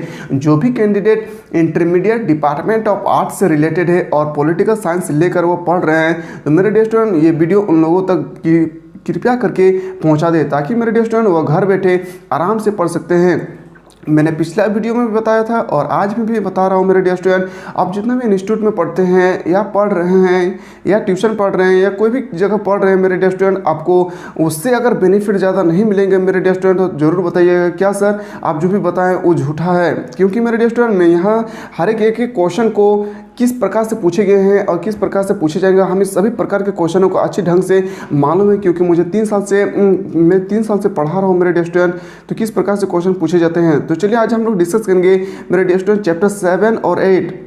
चैप्टर 7 और 8 हम लोग को जब हो जाएंगे तो चैप्टर 9 और 10 को डिस्कस करेंगे। 10 को डिस्कस करने के बाद मेरे डियर स्टूडेंट हम लोगों को पॉलिटिकल साइंस से रिलेटेड सेक्शन 1 का सभी टॉपिक खत्म हो जाएंगे। उसके बाद हम लोग कोई एक नया टॉपिक स्टार्ट करेंगे, कोई एक नया सब्जेक्ट स्टार्ट करेंगे। तो जो अभी तक लाइक नहीं किया है तो कृपया करके वो लाइक करें और ज़्यादा से ज़्यादा अपने फ्रेंड को शेयर करें। और इतना सिलेबस पढ़ाने के बावजूद भी अगर किसी का कोई भी दूसरा टॉपिक है मेरे डियर स्टूडेंट, कोई दूसरा सब्जेक्ट लेकर वो पढ़ रहे हैं, चाहे वो साइकोलॉजी हो या होम साइंस हो, तो कृपया करके वो कमेंट बॉक्स में बताएं, मैं उनके लिए भी एक अलग से वीडियो जरूर लेकर आऊँगा। तो चलिए मेरे डियर स्टूडेंट बिना देर के हम लोग क्वेश्चन की ओर चलते हैं। और आज का पहला प्रश्न है, संविधान के प्रावधानों को देखते हुए भारत क्या है। तो इसका राइट आंसर होगा option number C. Very very important question, जिस क्वेश्चन में मैं वीवीआई लगाऊंगा मेरे डियर स्टूडेंट वो खास करके आप लोग ध्यान से देखें। तो क्वेश्चन है, संघीय व्यवस्था के लिए कौन सा तत्व अनिवार्य नहीं है। तो इसका राइट आंसर हो जाएगा ऑप्शन नंबर डी। चलिए अगला क्वेश्चन की चलते हैं। अगला प्रश्न है, संविधान की 7वीं अनुसूची में क्या नहीं है। संविधान की 7वीं अनुसूची में क्या नहीं है। तो इसका राइट आंसर हो जाएगा ऑप्शन नंबर डी, क्षेत्रीय सूची। जी मेरे डियर स्टूडेंट, इसका राइट आंसर होगा क्षेत्रीय सूची। चलिए नेक्स्ट क्वेश्चन की ओर चलते हैं। अगला प्रश्न है, संघ सूची में कुल कितने विषय दिए गए हैं। तो इसका राइट आंसर होगा ऑप्शन नंबर बी 97। अगला क्वेश्चन है, भारतीय संघीय व्यवस्था में अवशिष्ट विषय किसके पास है। इसका राइट आंसर होगा केंद्रीय सरकार, सेंट्रल गवर्नमेंट। चलिए नेक्स्ट क्वेश्चन है। अगला प्रश्न है, किसने कहा कि हमें इन संविधान में संघ का नहीं बल्कि यूनियन शब्द का प्रयोग किया है। तो इसका राइट आंसर हो जाएगा डॉक्टर भीमराव अंबेडकर। डॉक्टर भीमराव अंबेडकर ने कहा था, हमने इस शब्द में संघ का नहीं बल्कि यूनियन शब्द का प्रयोग किया है। चलिए नेक्स्ट क्वेश्चन देखते हैं। अगला प्रश्न है, हमारी संघीय व्यवस्था को कब एकात्मक व्यवस्था में बदला जा सकता है। इसका राइट आंसर हो जाएगा ऑप्शन नंबर बी, आपातकाल, इमरजेंसी टाइम में। चलिए मेरे डियर स्टूडेंट नेक्स्ट क्वेश्चन चलते हैं। भारतीय संघ के किस राज्य को विशेष दर्जा प्राप्त था। इस मोस्ट इंपॉर्टेंट क्वेश्चन मेरे dear student, very very important question. इसका राइट आंसर हो जाएगा option number C, Jammu Kashmir. Jammu Kashmir को ही विशेष दर्जा के रूप में जाने गए हैं। अगला क्वेश्चन है, 2000 में किस राज्य का निर्माण नहीं हुआ है। वेरी वेरी इंपॉर्टेंट क्वेश्चन मेरे डियर स्टूडेंट। तो इसका राइट आंसर होगा छत्तीसगढ़, उत्तराखंड और झारखंड, तीनों का लागू हुआ था 2000 में, लेकिन मिजोरम एक ऐसा राज्य है मेरे डियर स्टूडेंट जिसका लागू नहीं हुआ था 2000 में। तो इसका राइट आंसर हो जाएगा ऑप्शन नंबर डी, मिजोरम। चलिए अगला क्वेश्चन देखते हैं। संविधान में किन राज्यों को अलग अलग क्षेत्रीय विकास मंडलों का प्रावधान किया गया है। तो इसका राइट आंसर हो जाएगा ऑप्शन नंबर बी, महाराष्ट्र और गुजरात। अगला क्वेश्चन है मेरे डियर स्टूडेंट, भारतीय संघीय व्यवस्था में सबल केंद्र की स्थिति का विचार किन संविधान से लिया गया है। वेरी वेरी इंपॉर्टेंट क्वेश्चन, संघीय व्यवस्था कानून किस संविधान से लिया गया है, यही आपसे क्वेश्चन कह रहा है मेरे डियर स्टूडेंट। तो इसका राइट आंसर होगा ऑप्शन नंबर बी, कनाडा। इसी के साथ में बता देना चाहता हूँ मेरे डियर स्टूडेंट, ऑस्ट्रेलिया से समरवर्ती सूची लिया गया है, अमेरिका से आपातकाल लिया गया है, अमेरिका से ही और एक चीज़ लिया गया है मेरे डियर स्टूडेंट, मौलिक अधिकार। अगर क्वेश्चन आए कि मौलिक अधिकार किस देश से लिया गया है, तो इसका राइट आंसर हो जाएगा अमेरिका। अगर कहा जाए कि समरवर्ती सूची किस देश से लिया गया है, तो इसका राइट आंसर हो जाएगा ऑस्ट्रेलिया। चलिए नेक्स्ट क्वेश्चन देखते हैं। विदेश संबंध का विषय किस सूची में रखा गया है। तो इसका राइट आंसर होगा ऑप्शन नंबर ए, संघ सूची, यूनियन लिस्ट। चलिए नेक्स्ट क्वेश्चन देखते हैं। किस व्याख्याति प्राप्ति लेखक ने भारत को अर्ध संघ कहा। तो इसका राइट आंसर होगा option number C, K C Wheare. अगला क्वेश्चन देखते हैं। वेरी वेरी इंपॉर्टेंट क्वेश्चन मेरे dear student, most important question, भारतीय संघ का अनुच्छेद 370 किस राज्य से संबंधित था। तो इसका राइट आंसर होगा option number D, Jammu Kashmir. चलिए नेक्स्ट क्वेश्चन की ओर चलते हैं। नेक्स्ट क्वेश्चन है, किस पारा संवैधानिक तत्व ने हमारी संघीय व्यवस्था के संचालन को प्रभावित किया। तो इसका राइट आंसर होगा ऑप्शन नंबर ए, राजनीतिक दल व्यवस्था। चलिए अगला क्वेश्चन देखते हैं। सर्वप्रथम किस देश में संघात्मक शासन की व्यवस्था की गई है। इसका राइट आंसर होगा ऑप्शन नंबर सी, सोवियत संघ। जी मेरे डियर स्टूडेंट्स, सोवियत संघ ने ही संघात्मक व्यवस्था की गई है। चलिए नेक्स्ट क्वेश्चन देखते हैं। जम्मू कश्मीर का स्थान किस क्षेत्रीय परिषद में है? इसका राइट आंसर होगा ऑप्शन नंबर बी, उत्तरी। अगला क्वेश्चन है, भारत में सैनिक व्यवस्था के बारे में कौन सा कानून बना सकता है? इसका राइट आंसर होगा ऑप्शन नंबर बी, केंद्रीय। अगला क्वेश्चन देखते हैं, किसने भारतीय संघ को लचीला संघ कहा? इसका राइट आंसर होगा option number D, doctor Bhimrao Ambedkar. अगला क्वेश्चन देखते हैं, भारतीय संघीय व्यवस्था सहकारी है क्योंकि केंद्र और राज्य के बीच समन्वय बनाए रखने के लिए अनेक व्यवस्था की गई है। जी मेरे स्टूडेंट, ये वेरी वेरी इंपॉर्टेंट क्वेश्चन। चलिए अगला क्वेश्चन देखते हैं, भारतीय संघीय व्यवस्था का रूप क्षैतिज है क्योंकि शक्ति वितरण की दृष्टि से सभी राज्यों की शक्ति लगभग समान है। जी मेरे स्टूडेंट, इसका राइट आंसर हो जाएगा ऑप्शन नंबर सी। चलिए क्वेश्चन नंबर देखते हैं 22, संघीय व्यवस्था उन देशों को जरूरी है जहां राज्य का आकार बड़ा हो या धर्म, भाषा, संस्कृति, नस्ल आदि की दृष्टि से वहां विविधता हो। तो इसका राइट आंसर होगा ऑप्शन नंबर डी। चलिए क्वेश्चन नंबर 23, स्वतंत्र राज्यों का राष्ट्रीयकुल परिसंघ है क्योंकि संगठन या गठन राज्यों के पास विदेश संबंध रखने या सेनाएं रखने या संघ से पृथक होने का अधिकार है। इसका राइट आंसर होगा ऑप्शन नंबर ए। चलिए नेक्स्ट क्वेश्चन देखते हैं, संविधान के प्रावधान के अनुसार भारत को क्या क्या कहा गया है? तो इसका राइट आंसर होगा ऑप्शन नंबर बी, राज्यों का संघ। भारत एक राज्यों का संघ देश है। चलिए अगला क्वेश्चन देखते हैं, भारत के चुनाव आयोग को किस सूची में रखा गया है? इसका राइट आंसर होगा ऑप्शन नंबर ए, संघ सूची में। चलिए नेक्स्ट क्वेश्चन देखते हैं, और ये क्वेश्चन मेरे डियर मोस्ट इंपॉर्टेंट क्वेश्चन है। और नेक्स्ट क्वेश्चन देखते हैं, वेस्ट इंडीज संघ का जन्म हुआ था? जी मेरे डियर, वेस्ट इंडीज संघ का जन्म हुआ था 1958। अगला क्वेश्चन देखते हैं कि गोस्वामी समिति का गठन हुआ था? इसका राइट आंसर होगा ऑप्शन नंबर बी, 1990। मेरे डियर नेक्स्ट क्वेश्चन इतना इंपॉर्टेंट नहीं है, लेकिन 22 या 29 मेरे डियर बहुत ही इंपॉर्टेंट है। सरकार के कितने अंग होते हैं? तो इसका सही उत्तर हो जाएगा मेरे dear student option number C, 3। अगर कहा जाए मेरे डियर स्टूडेंट कि 3 कौन कौन से होंगे, तो हम लोग लिखेंगे राज्यसभा, लोकसभा और राष्ट्रपति। तीनों मिलाकर सरकार बनाया जाता है मेरे डियर स्टूडेंट। तो ये आप लोग ध्यान रखिए कि सरकार के अगर 3 अंग होते हैं तो उनके 3 अंग के नाम बताए, तो हम लोग बताएंगे आराम से। राज्यसभा, लोकसभा और राष्ट्रपति, तीनों मिलाकर सरकार बनाए जाते हैं। अगला क्वेश्चन देखते हैं, राज्य के लिए आवश्यक कितने तत्व होते हैं? इसका राइट आंसर होगा ऑप्शन नंबर ए, 4। वेरी वेरी इंपॉर्टेंट क्वेश्चन मेरे डियर स्टूडेंट। चलिए अगला क्वेश्चन देखते हैं, भारतीय संविधान में वर्णित समवर्ती सूची किस देश से ली गई है? हम अभी बताएं मेरे डियर स्टूडेंट कि समवर्ती सूची ऑस्ट्रेलिया से लिया गया है। चलिए नेक्स्ट क्वेश्चन की ओर चलते हैं, संघात्मक राज्यों का गठन संविधान होता है लिखित और कठोर। अगला क्वेश्चन देखते हैं, भारतीय संविधान अर्ध संघात्मक है, किसने कहा था? तो ये क्वेश्चन दोस्तों मेरे प्यारे डियर स्टूडेंट, ये क्वेश्चन रिपीट हो चुका है क्योंकि इसका राइट आंसर होगा के.सी. वहियर। चलिए अगला क्वेश्चन देखते हैं, संविधान की किस अनुसूची में केंद्रीय और राज्यों के मध्य शक्तियों का वितरण प्रावधान है? तो इसका राइट आंसर होगा ऑप्शन नंबर सी, 7वीं अनुसूची। अगला प्रश्न है, संविधान के किस भाग में केंद्र और राज्यों के मध्य वित्तीय संबंध का वर्णन किया गया है? तो इसका राइट आंसर होगा ऑप्शन नंबर डी, 12वीं। चलिए मेरे डियर स्टूडेंट नेक्स्ट क्वेश्चन की ओर चलते हैं, और क्वेश्चन नंबर 3636, भारतीय संघ व्यवस्था में संघीय शासन की निम्न में से कौन सी विशेषता नहीं है? तो इसका राइट आंसर होगा ऑप्शन नंबर बी, दोहरी नागरिकता। चलिए अगला क्वेश्चन देखते हैं, संघात्मक शासन व्यवस्था किन देशों के लिए उपयुक्त होती है? तो इसका राइट आंसर होगा ऑप्शन नंबर डी, विशाल और विविधता से पूर्ण देशों के लिए।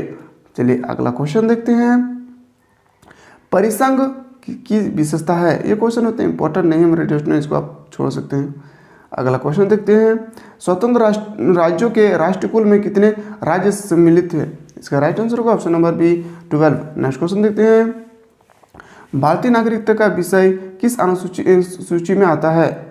इसका सही उत्तर होगा ऑप्शन नंबर ए, संघ सूची। चलिए अगला क्वेश्चन देखते हैं, स्थानीय स्वशासन का विषय किस सूची में आता है? Very very important question. तो इसका राइट आंसर हो जाएगा ऑप्शन नंबर बी, राज्य सूची। अगला क्वेश्चन देखते हैं, पर्यावरण सुरक्षा का विषय किस सूची के अंतर्गत रखा गया है? तो इसका राइट आंसर हो जाएगा ऑप्शन नंबर सी, समरवर्ती सूची। चलिए मेरे डियर स्टूडेंट, 44 उतना इंपॉर्टेंट नहीं है मेरे डियर स्टूडेंट, तो आप लोग 45 देखते हैं। भारत में क्षेत्रीय परिषद जोनल काउंसिल की स्थापना कब की गई थे? तो इसका राइट आंसर होगा ऑप्शन नंबर बी, 1956। भारत में क्षेत्रीय परिषदों का अध्यक्ष कौन होता है? इसका सही उत्तर होगा ऑप्शन नंबर ए, गृह मंत्री।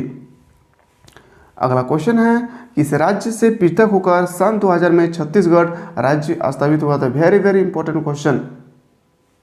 इसका राइट आंसर होगा ऑप्शन नंबर सी, मध्य। अगर कहा जाए मेरे डियर स्टूडेंट कि झारखंड किस राज्य से टूटकर बने हैं, तो हम लोग बोलेंगे उस समय कि बिहार से। और अगर कहा जाए छत्तीसगढ़ किससे टूटकर बने हैं, तो बोल सकते हैं मध्य प्रदेश। चलिए अगला क्वेश्चन देखते हैं, सिक्किम का किस वर्ष भारतीय संघ में विलय हुआ? इसका सही उत्तर होगा ऑप्शन नंबर डी, 1975। दार्जिलिंग किस राज्य का क्षेत्र है? तो इसका राइट आंसर होगा ऑप्शन नंबर ए, पश्चिम बंगाल। चलिए अगला क्वेश्चन देखते हैं, अवशिष्ट शक्तियाँ किसे प्राप्त है? तो इसका सही उत्तर हो जाएगा ऑप्शन नंबर ए, केंद्र सरकार को। अगला क्वेश्चन देखते हैं, किसके अनुसार संघ शासन का अर्थ है कमजोर शासन नहीं? यह सही उत्तर होगा ए, वी डायसली। चलिए 52 देखते हैं, भारत में किस राज्य का अपना पृथक संविधान था? इसका सही उत्तर होगा ऑप्शन नंबर ए, जम्मू कश्मीर। जम्मू कश्मीर के पास अपना पृथक संविधान थे। चलिए मेरे डियर स्टूडेंट, नेक्स्ट क्वेश्चन देखते हैं, निम्न में से समवर्ती सूची का विषय है विवाह और तलाक। जी मेरे डियर स्टूडेंट, विवाह और तलाक समवर्ती सूची के विषय है। चलिए नेक्स्ट क्वेश्चन की ओर चलते हैं। अगला प्रश्न है 54, भारत में सुदृढ़ केंद्र के अनुसार संघीय ढांचा का विचार कहाँ से लिया गया है? इसका राइट आंसर होगा ऑप्शन नंबर सी, कनाडा। अगला क्वेश्चन देखते हैं, और आज चैप्टर 7 का लास्ट प्रश्न है मेरे डियर स्टूडेंट, केंद्रीय राज्य संबंध में विवाद का एक कारण रहा। इसका राइट आंसर हो जाएगा ऑप्शन नंबर सी, राज्यपाल। जी मेरे डियर स्टूडेंट, इसका सही उत्तर होगा राज्यपाल। अभी तक मेरे डियर स्टूडेंट हम लोग देखें चैप्टर 7 से रिलेटेड मोस्ट इंपॉर्टेंट क्वेश्चन जो एग्जाम में पूछे गए हैं, हम लोग वो क्वेश्चन को डिस्कस किए, और आप उसके बाद हम लोग देखेंगे चैप्टर 8 से जो भी मोस्ट इंपॉर्टेंट क्वेश्चन पूछे गए हैं या पूछे जाएंगे मेरे स्टूडेंट, वो क्वेश्चन हम लोग डिस्कस करेंगे। तो चलिए हम लोग डिस्कस करेंगे। अभी तक जो कैंडिडेट मेरे वीडियो को सब्सक्राइब नहीं किया है, तो प्लीज़ करके सब्सक्राइब करें, शेयर करें। जो भी कैंडिडेट डिपार्टमेंट ऑफ आर्ट्स से रिलेटेड है और पॉलिटिकल साइंस उनका सब्जेक्ट है, तो जरूर उनके लिए ये विषय बहुत ही मोस्ट इंपॉर्टेंट होगा। तो चलिए नेक्स्ट क्वेश्चन की ओर चलते हैं।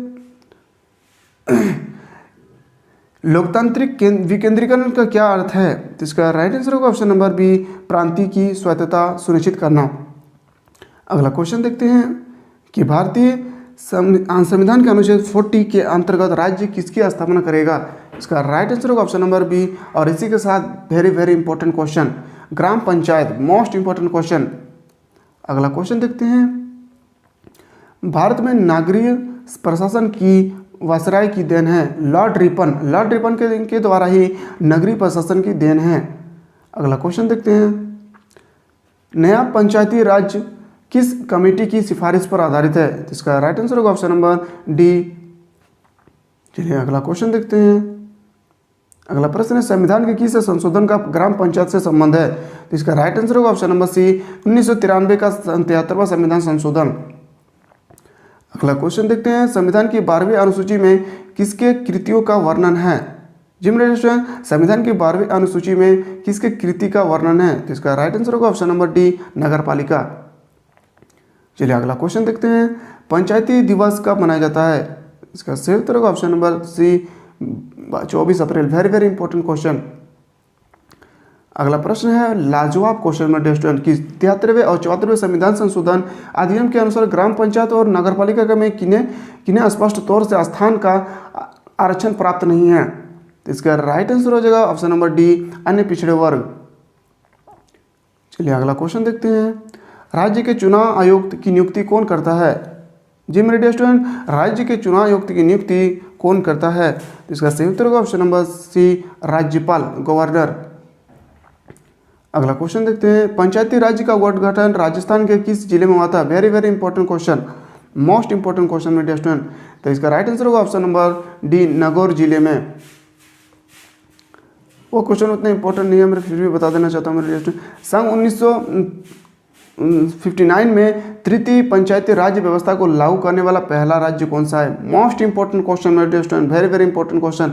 राजस्थान में ही तृतीय स्तरीय पंचायती राज्य की व्यवस्था लागू किया गया था। अगर पूछा जाए कि किसने लागू किया था, तो हम लोग लिखेंगे बलवंत राय मेहता कमेटी या मेहता समिति। अगला क्वेश्चन देखते हैं, इलाहाबाद नगर पालिका के अध्यक्ष के रूप में काम किया है? तो इसका सही उत्तर हो जाएगा option number B, Pandit Jawaharlal Nehru.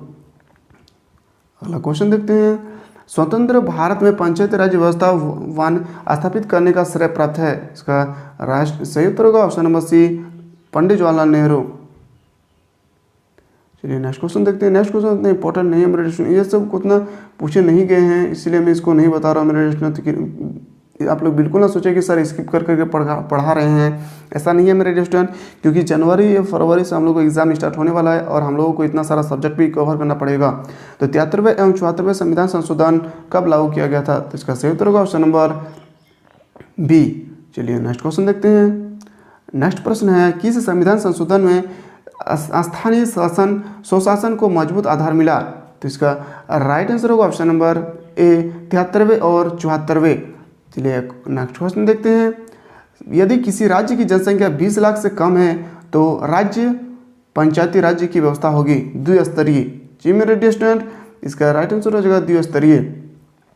और अगर 10 लाख से कम रहे तो मेरे डियर स्टूडेंट वो एक स्तरीय होंगे। चलिए अगला क्वेश्चन देखते हैं, भारत के किस राज्य में सर्वप्रथम पंचायती राज्य की स्थापना हुई थी? Very very important question, most important question. Rajasthan के किस जिले में? नागौर जिले में। कब हुआ था? तो हम लोग बोल सकते हैं 1959। चलिए नेक्स्ट क्वेश्चन देखते हैं, नगर निगम के निर्वाचित अध्यक्ष होते हैं महापौर। अगला क्वेश्चन देखते हैं, भारत में कितने स्तरीय पंचायती राज की व्यवस्था की गई है? तो इसका सही उत्तर हो जाएगा ऑप्शन नंबर डी, त्रिस्तरीय।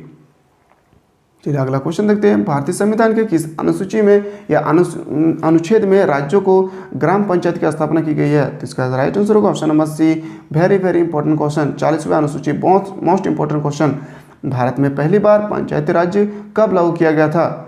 Most important question, option number D, 1959। किस जिले में? नागौर जिले में। किस राज्य में? तो राजस्थान। अगला क्वेश्चन देखते हैं, बलवंत राय मेहता समिति ने ग्राम पंचायतों के गठन के संबंध में अपनी रिपोर्ट कब प्रकाशित किया था? तो इसका राइट आंसर होगा ऑप्शन नंबर ए। अगला क्वेश्चन देखते हैं, अशोक मेहता समिति ने अपनी रिपोर्ट कब प्रस्तुत किया? तो इसका सही उत्तर होगा ऑप्शन नंबर सी, 1978। चलिए अगला क्वेश्चन देखते हैं, संघीय कमेटी ने किस वर्ष अपनी रिपोर्ट प्रस्तुत कर स्थानीय प्रशासन को संवैधानिक मान्यता देने की सिफारिश की? तो इसका राइट आंसर हो जाएगा मेरे प्यारे dear student option number B. ये सब क्वेश्चन उतना इंपॉर्टेंट नहीं है मेरे डियर स्टूडेंट, तो इसको आप छोड़ सकते हैं। स्थानीय स्वशासन को किसने ग्राम स्वराज्य का नाम दिया? तो इसका सही उत्तर होगा ऑप्शन नंबर ए, महात्मा गांधी। नेक्स्ट प्रश्न है 29, 73वें संशोधन द्वारा संविधान में कौन सी अनुसूची जोड़ी गई है? तो इसका राइट आंसर होगा ऑप्शन नंबर बी। अगला क्वेश्चन देखते हैं, 74वें संविधान संशोधन द्वारा संविधान में कौन सी अनुसूची जोड़ी गई है? तो इसका राइट आंसर होगा ऑप्शन नंबर सी, 12वीं अनुसूची। अगला क्वेश्चन देखते हैं, 11वीं अनुसूची से ग्राम पंचायतों के कितने कार्य वर्णित हैं? तो इसका राइट आंसर होगा option number B, option number D, 29। अगला क्वेश्चन देखते हैं, 12वीं अनुसूची में नगर पालिका के कितने कार्य वर्णित है? इसका सही उत्तर होगा ऑप्शन नंबर ए, 18। पंचायतों के चुनाव कितने वर्ष में होते हैं? इसका वेरी वेरी इंपॉर्टेंट क्वेश्चन, इसका राइट आंसर होगा ऑप्शन नंबर बी, 5 वर्ष। मोस्ट इंपॉर्टेंट क्वेश्चन रट ले मेरे डियर स्टूडेंट। चलिए नेक्स्ट क्वेश्चन देखते हैं, 73वें संशोधन के अनुसार पंचायती राज्य व्यवस्था किन राज्यों में लागू नहीं होगी? इसका सही उत्तर होगा ऑप्शन नंबर सी, जहां जनजाति परिषद है। चलिए अगला क्वेश्चन देखते हैं, निम्न में से किस राज्य में पंचायती राज्य व्यवस्था नहीं है? तो इसका इसका सही उत्तर होगा option number D, Meghalaya, Mizoram, Nagaland के पास पंचायती राज्य की व्यवस्था नहीं है। अगला क्वेश्चन है, ग्राम पंचायतों निम्न में से कौन सा शुल्क लगा सकती है? तो इसका सही उत्तर होगा ऑप्शन नंबर डी, इनमें से सभी। वाहन शुल्क, प्रवेश शुल्क, बाजार शुल्क, ग्राम पंचायत द्वारा ये तीनों शुल्क लगाए जाते हैं मेरे डियर स्टूडेंट। तो हम लोग चलते हैं क्वेश्चन नंबर 37। किसकी अनुमति से पंचायत राज व्यवस्था संघ शासित क्षेत्र में लागू हो सकती है? तो इसका राइट आंसर होगा ऑप्शन नंबर ए, राष्ट्रपति। अगर राष्ट्रपति का कार्यकाल पूछा जाए मेरे डियर स्टूडेंट तो 5 वर्ष। चलिए अगला क्वेश्चन देखते हैं, नगरीय निकायों का कार्यकाल कितने वर्ष का होता है? तो इसका सही उत्तर होगा ऑप्शन नंबर डी, 5 वर्ष। चलिए नेक्स्ट क्वेश्चन देखते हैं, भारत में नगरीय प्रशासन का अस्तित्व कब से है? इसका सही उत्तर होगा option number D, option number C, 1883। ये क्वेश्चन उतना इंपॉर्टेंट नहीं मेरे स्टूडेंट, तो इसको आप छोड़ सकते हैं, ये क्वेश्चन उतना इंपॉर्टेंट नहीं है। चलिए क्वेश्चन नंबर देखते हैं 40, किस राष्ट्रीय नेता ने कलकत्ता नगर निगम के अध्यक्ष के रूप में कार्य किया? तो इसका राइट आंसर होगा option number B, Subhash Chandra Bose. Very very important question. चलिए नेक्स्ट क्वेश्चन देखते हैं, और आज का सेकंड लास्ट क्वेश्चन है, निम्न में से किस समिति ने यह सुझाव दिया कि स्थानीय स्वशासन को संवैधानिक स्तर दिया जाए? इसका राइट आंसर होगा ऑप्शन नंबर सी। और आज का लास्ट प्रश्न है, भारतीय संविधान के 73वें संशोधन का संबंध है? तो इसका राइट आंसर होगा ऑप्शन नंबर डी, पंचायती राज व्यवस्था। Most important question. अगर 74वें संविधान संशोधन के बारे में कहा जाए तो नगर पालिका। तो मेरे डियर स्टूडेंट आज हम लोग देखें चैप्टर 7 और 8, जिससे हम लोग मोस्ट इंपोर्टेंट क्वेश्चन पढ़े, हम लोग नेक्स्ट वीडियो में देखेंगे चैप्टर 9 और 10।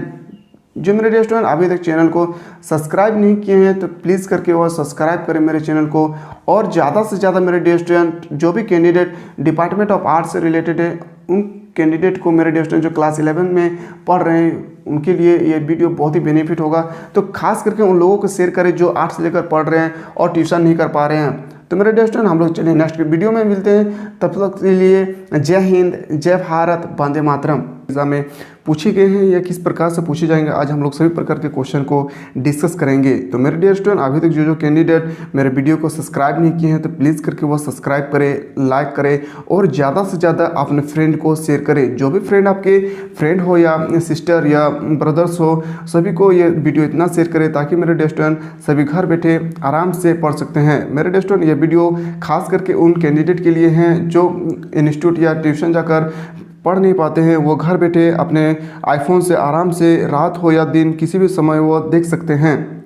तो मेरे डियर स्टूडेंट अभी तक जो सब्सक्राइब नहीं किए तो प्लीज़ करके वो सब्सक्राइब करें और ज़्यादा से ज़्यादा अपने फ्रेंड को शेयर करें। आज हम लोग डिस्कस करेंगे चैप्टर 9 और 10। 9 और 10 से जो भी मोस्ट क्वेश्चन इंपॉर्टेंट क्वेश्चन पूछे जाएंगे हैं या पूछे जाएंगे, हम लोग आज वो क्वेश्चन को डिस्कस करेंगे। मेरे डियर स्टूडेंट जितना आपको पढ़ाया जा रहा है आप उतना बिलीव करके पढ़ें और बिना स्किप किए पढ़ें, ईमानदारी के साथ पढ़ें। मुझे विश्वास है मेरे डियर स्टूडेंट कि आप 40 क्वेश्चन में से 30 क्वेश्चन या 35 क्वेश्चन हो जो आप क्लिक कर सकते हैं एग्जाम पे।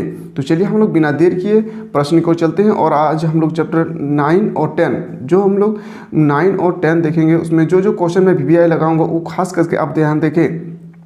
तो चलिए सबसे पहले हम लोग चैप्टर 9 को डिस्कस करते हैं, और चैप्टर 9 का पहला प्रश्न है, भारतीय संविधान की संशोधन प्रक्रिया कैसी है? तो इसका राइट आंसर हो जाएगा ऑप्शन नंबर डी, सरल एवं कठोर। वेरी वेरी इंपॉर्टेंट क्वेश्चन मेरे dear student, most important question. जिस क्वेश्चन पर मैं VVI लगाऊंगा वो क्वेश्चन आप लोग खास करके ध्यान में देखें। चलिए अगला क्वेश्चन है, संविधान संशोधन विधेयक संसद के दोनों सदनों में कितने बहुमत के से पास होना चाहिए? जी मेरे स्टूडेंट्स का राइट आंसर होगा ऑप्शन नंबर डी, स्पष्ट एवं 2/3 बहुमत से। Very very important question. अगला क्वेश्चन देखते हैं। अगला क्वेश्चन इतना इंपॉर्टेंट नहीं है मेरे स्टूडेंट्स, इसको आप छोड़ सकते हैं। चलिए नेक्स्ट क्वेश्चन देखते हैं। नेक्स्ट क्वेश्चन है, किसी ने कहा कि इस संविधान सभा ने इस संविधान पर अंतमा और त्रुटिहीनता की मुहर नहीं लगाई? तो डॉक्टर भीमराव अंबेडकर जी ने कहे थे। अगला क्वेश्चन देखते हैं। अगला प्रश्न है, अगला प्रश्न उतना इंपॉर्टेंट नहीं है मेरे डियर स्टूडेंट, तो आप छोड़ सकते हैं इसको। ये सब क्वेश्चन इतने इंपॉर्टेंट नहीं है मेरे डियर स्टूडेंट, आप इसको ध्यान पे देखिए। क्वेश्चन नंबर 7 क्या कह रहा है, संविधान के रिवाज पदबंध की रचना किसने की? Very very important question, most important question. तो इसका सही उत्तर हो जाएगा option number D, A.V. Dicey. अगला क्वेश्चन देखते हैं, संविधान की सजीवता में कौन सा तत्व अपनी भूमिका नहीं निभाती है? तो इसका सही उत्तर होगा ऑप्शन नंबर डी, राजनीतिक दलों के कार्यक्रम। चलिए नेक्स्ट क्वेश्चन की ओर चलते हैं, और नेक्स्ट क्वेश्चन उतना इंपॉर्टेंट नहीं है, आप इसको छोड़ सकते हैं मेरे डियर स्टूडेंट। अगला क्वेश्चन देखते हैं, क्वेश्चन नंबर 10, संविधान संशोधन का बिल राष्ट्रपति की अनुमति को भेजा जाता है तो वह उसे अनुमानित देगा? Very very important question, most important question. चलिए क्वेश्चन नंबर 11 देखते हैं। 11 है मेरे dear student, very very important question. 11 question हम चैप्टर 7 और 6 में भी पढ़ा चुके हैं, खास करके यह क्वेश्चन ध्यान दें, मोस्ट इंपॉर्टेंट क्वेश्चन। क्वेश्चन है मेरे डियर स्टूडेंट कि किस संशोधन के द्वारा भारतीय संविधान की प्रस्तावना में पंथ निरपेक्ष शब्द जोड़ा गया? तो इसका राइट आंसर हो जाएगा ऑप्शन नंबर बी, 42वां संविधान संशोधन 1976। अगला क्वेश्चन देखते हैं, किस अनुच्छेद में संविधान में संशोधन की प्रक्रिया का वर्णन है? Very very important question. 368 368 में संविधान के अनुच्छेद के बारे में वर्णन किया गया है। चलिए अगला क्वेश्चन देखते हैं। अगला क्वेश्चन इतना इंपॉर्टेंट नहीं है, फिर भी मैं बता देना चाहता हूँ। सजीव संविधान वह होता है जो समय और परिस्थिति के अनुसार बदलता और विकास होता रहता है। वेरी वेरी इंपॉर्टेंट क्वेश्चन, यह भी मोस्ट इंपॉर्टेंट क्वेश्चन है। अगला क्वेश्चन देखते हैं। अगला क्वेश्चन उतना इंपॉर्टेंट नहीं है। चलिए नेक्स्ट क्वेश्चन देखते हैं। क्वेश्चन नंबर 15 देखते हैं। हमारे संविधान की विचित्र प्रकृतियां हैं, इसमें लचीलेपन और कठोरता का अद्भुत मिश्रण देखा जाता है, क्योंकि कुछ प्रावधान साधारण बहुमत से है तो कुछ प्रावधान विशेष बहुमत से बदले जा सकते हैं। Very very important question. अगला क्वेश्चन देखते हैं। और अगला क्वेश्चन तो मेरे डियर स्टूडेंट मेरे तरफ से बहुत ही इंपॉर्टेंट क्वेश्चन है। संविधान के 73वें संविधान संशोधन विशेष महत्व है क्योंकि इसने पंचायती को संवैधानिक मान्यता दी। अगर क्वेश्चन हमसे कहता है कि 74वें संविधान संशोधन, तो हम लोग मारते हैं मेरे डियर स्टूडेंट नगर पालिका। तो मेरे डियर स्टूडेंट हमसे पूछा गया है 73, तो 73 का राइट आंसर हो जाएगा ऑप्शन नंबर बी, पंचायती को संवैधानिक मान्यता दी गई है। अगला क्वेश्चन देखते हैं। इनमें कहाँ का संविधान विश्व का सबसे बड़ा व्यापक और बड़ा संविधान है? तो इसका राइट आंसर होगा ऑप्शन नंबर बी, भारत, क्योंकि मेरे डियर स्टूडेंट भारत का संविधान अनेक देश से मिलीजुली बनाया गया है। चलिए नेक्स्ट क्वेश्चन देखते हैं। किसी भी देश का संविधान उस देश की किस बात का पारिवारिक परिचायक होता है? तो इसका राइट आंसर हो जाएगा मेरे dear student option number B, शासन प्रणाली का। अगला प्रश्न देखते हैं। सरकार द्वारा सत्ता के दुरुपयोग को कौन रोकता है? Very very important question, most important question मेरे डियर स्टूडेंट। सरकार द्वारा सत्ता के दुरुपयोग को कौन रोकता है? तो इसका रोकता है ऑप्शन नंबर ए, संविधान। अगला प्रश्न देखते हैं। सरकार द्वारा शक्ति एवं सत्ता का स्रोत निम्नलिखित में कौन है? इसका सही उत्तर होगा ऑप्शन नंबर डी, संविधान। अगला प्रश्न क्यों चलते हैं। अगला प्रश्न है, निम्नलिखित में कौन प्रत्यक्ष लोकतंत्र के सबसे नज़दीक बैठता है? तो इसका सही उत्तर होगा ऑप्शन नंबर डी, मीडिया द्वारा करवाए गए जनमत संग्रह। अगला प्रश्न क्यों चलते हैं। और अगला प्रश्न है, भारत में अब तक मतलब मेरे डियर स्टूडेंट 2019 तक कितने आम चुनाव हो चुके हैं? Very very important question, most important question मेरे डियर स्टूडेंट। इसका राइट आंसर होगा ऑप्शन नंबर डी, 14 बार हो चुके हैं। अगला प्रश्न देखते हैं। और अगला प्रश्न, इंदिरा गांधी की हत्या कब हुई थी? तो इसका सही उत्तर होगा ऑप्शन नंबर सी, 1984। 1984 को ही इंदिरा गांधी की हत्या हुई थी। अगला क्वेश्चन देखते हैं। अगला प्रश्न है, भारत कैसा गणराज्य है? इसका राइट आंसर होगा ऑप्शन नंबर बी, जो संप्रभुता से संबंधित है। अगला क्वेश्चन देखते हैं। अगला क्वेश्चन तो मेरे dear student most important, very very important question, 5-6 star कर लेंगे मेरे डियर स्टूडेंट। ये क्वेश्चन कहता है, संविधान सभा के अस्थायी अध्यक्ष कौन थे? अगर अस्थायी पूछे मेरे डियर स्टूडेंट तो पंडित जवाहरलाल नेहरू मारेंगे हम लोग, और अगर अस्थायी पूछे तो हम लोग डॉक्टर सचिनंद सिन्हा को देखेंगे। इसका सही उत्तर हो जाएगा option number C, doctor Sachinand Sinha. अगला क्वेश्चन क्यों चलते हैं। भारतीय संविधान डैश क्या है? तो इसका राइट आंसर हो जाएगा ऑप्शन नंबर बी, लचीला और कठोर का सामंजस्य। सामंजस्य का मतलब होता है मेरे डियर स्टूडेंट मिला जुला। अगर आपसे कोई पूछे ये सामंजस्य का मतलब क्या होता है, तो आप बोल सकते हैं मिला जुला। चलिए अगला क्वेश्चन देखते हैं। अगला प्रश्न है, किसने कहा यदि राज्य का संविधान समय और परिस्थिति के अनुसार संशोधित नहीं होता तो क्रांति हो जाएगी, जो उसे समाप्त करके नया संविधान लाएगी? इसका सही उत्तर होगा option number A, Lord Macaulay. Lord Macaulay ji ने ही ये कथन कहा था। अगला प्रश्न क्यों चलते हैं। और अगला प्रश्न अभी तक नहीं पूछे गए हैं मेरे डियर स्टूडेंट, तो फिर भी मैं बताना बहुत जरूरी है, क्योंकि हो सकता है कि आने वाले एग्जाम में पूछे जा सकते हैं। फ्रांस में 1789 से 1958 के मध्य कितने गणराज्यों की स्थापना हुई है? तो इसका राइट आंसर होगा ऑप्शन नंबर डी, 5। अगला प्रश्न क्यों चलते हैं। किस देश का संविधान सजीव संविधान का सर्वोत्तम उदाहरण है? जी मेरे dear student, very very important sentence है मेरे डियर स्टूडेंट। किस देश का संविधान सजीव संविधान का सर्वोत्तम उदाहरण है? तो इसका सही उत्तर होगा ऑप्शन नंबर बी। जी मेरे स्टूडेंट्स के ऑप्शन नंबर बी ब्रिटेन का संविधान। अगला प्रश्न क्यों चलते हैं। अगला प्रश्न है संविधान को सजीव बनाए रखने में किस तत्व की अहम भूमिका होती है? वेरी वेरी इंपॉर्टेंट क्वेश्चन मेरे डियर स्टूडेंट। इसका राइट आंसर होगा ऑप्शन नंबर डी उपयुक्त सभी संसद द्वारा निर्मित अधिनियम, औपचारिक संशोधन, न्यायपालिका के निर्माण।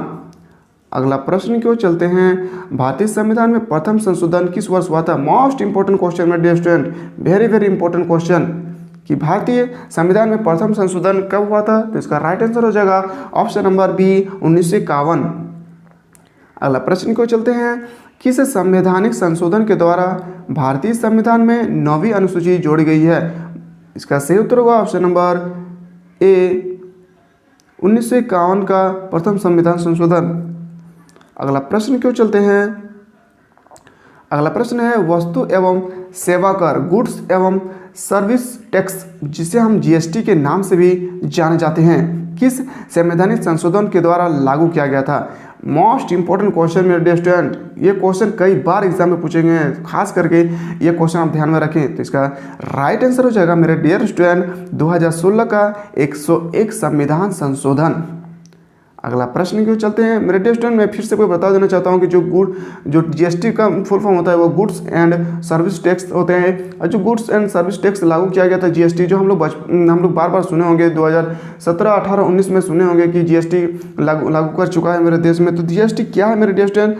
तो जीएसटी कब लागू किया गया था? तो आप देख सकते हैं 2016 का 101 संविधान संशोधन। अगला प्रश्न क्यों चलते हैं। अगला प्रश्न है राष्ट्रपति ने सन 1954 में एक आदेश के द्वारा जम्मू कश्मीर पर किसका अधिकार क्षेत्र लागू किया? इसका सही उत्तर होगा ऑप्शन नंबर डी उपयुक्त सभी। चलिए मेरे डियर स्टूडेंट नेक्स्ट क्वेश्चन क्यों चलते हैं। और नेक्स्ट क्वेश्चन है 1990 में प्रधानमंत्री पीवी सिंह के आदेश अनुसार सामाजिक और शैक्षणिक दृष्टि से पिछड़े वर्गों को लोक सेवाओं में कितने प्रतिशत आरक्षण दिया गया है? तो इसका राइट आंसर होगा ऑप्शन नंबर सी 27%। अगला क्वेश्चन देखते हैं निम्नलिखित में से किस देश का संविधान लचीला है? Very very important question. अगर लचीला और कठोर कहे तो मेरा देश भारत होगा, और अगर सिर्फ लचीला कहे तो इसका राइट आंसर हो जाएगा मेरे dear student option number B Britain. चलिए अगला क्वेश्चन क्यों चलते हैं।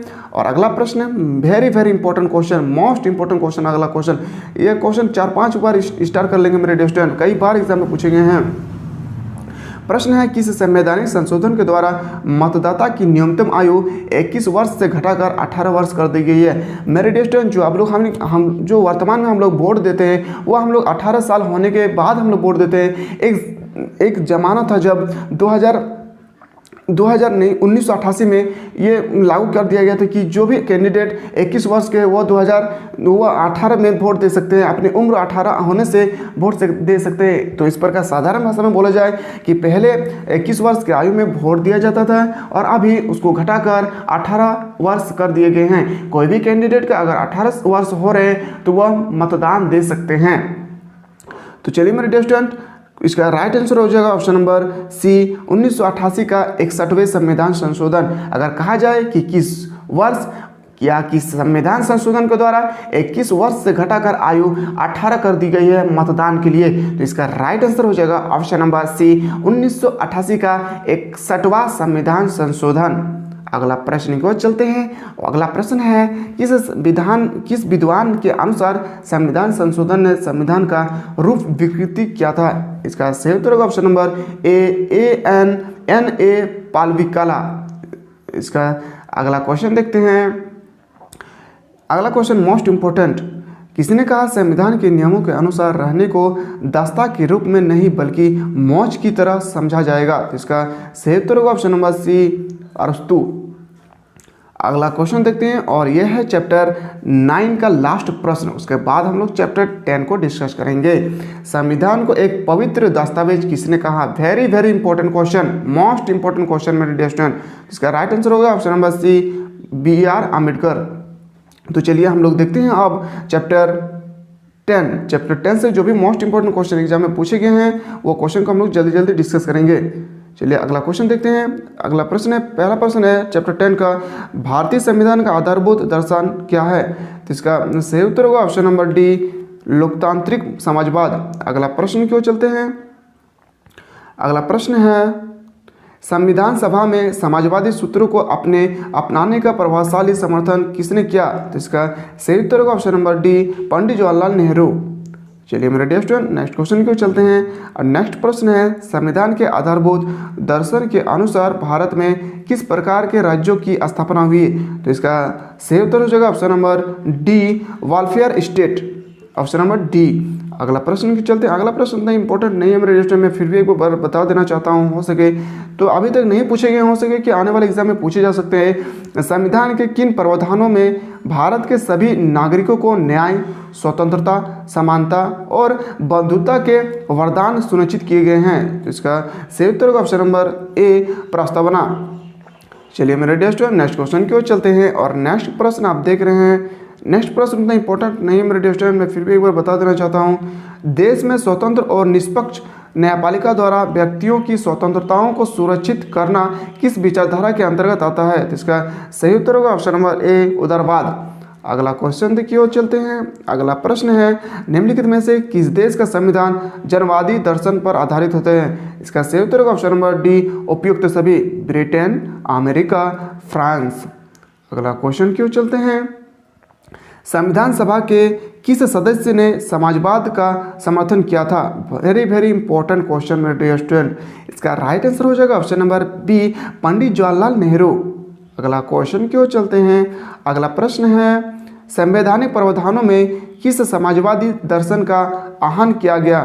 तो इसका सही उत्तर होगा ऑप्शन नंबर सी, लास्की का फेयनवाद। अगला प्रश्न की ओर चलते हैं। क्वेश्चन नंबर 9 कह रहा है मेरे डियर स्टूडेंट कि पूर्ण स्वराज्य का आह्वान किसने किया था? इसका राइट आंसर होगा ऑप्शन नंबर ए, पंडित जवाहरलाल नेहरू।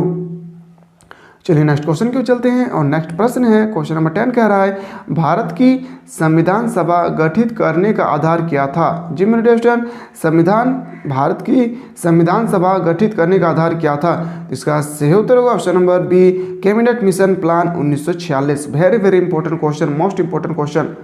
अगला प्रश्न की ओर चलते हैं। अगला प्रश्न है, भारतीय संविधान सभा के प्रथम दिन के अधिवेशन की अध्यक्षता किसने की थी? इसका सही उत्तर होगा option number D, doctor Sachinand Sinha. चलिए मेरे डियर स्टूडेंट नेक्स्ट प्रश्न की ओर चलते हैं।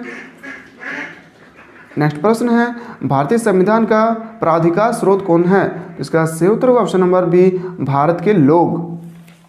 चलिए नेक्स्ट क्वेश्चन की ओर चलते हैं। और नेक्स्ट प्रश्न है, भारतीय संविधान में है 350 से अधिक आर्टिकल। जी मेरे डियर स्टूडेंट, 350 से अधिक आर्टिकल। आर्टिकल का मतलब होता है मेरे डियर स्टूडेंट अनुच्छेद।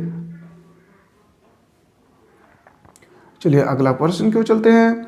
अगला प्रश्न है, भारतीय संविधान की कौन सी विशेष व्यवस्था इंग्लैंड से ली गई है? अगर इंग्लैंड से कहा जाए तो संसदीय प्रणाली, मूल अधिकार कहा जाए तो अमेरिका होगा।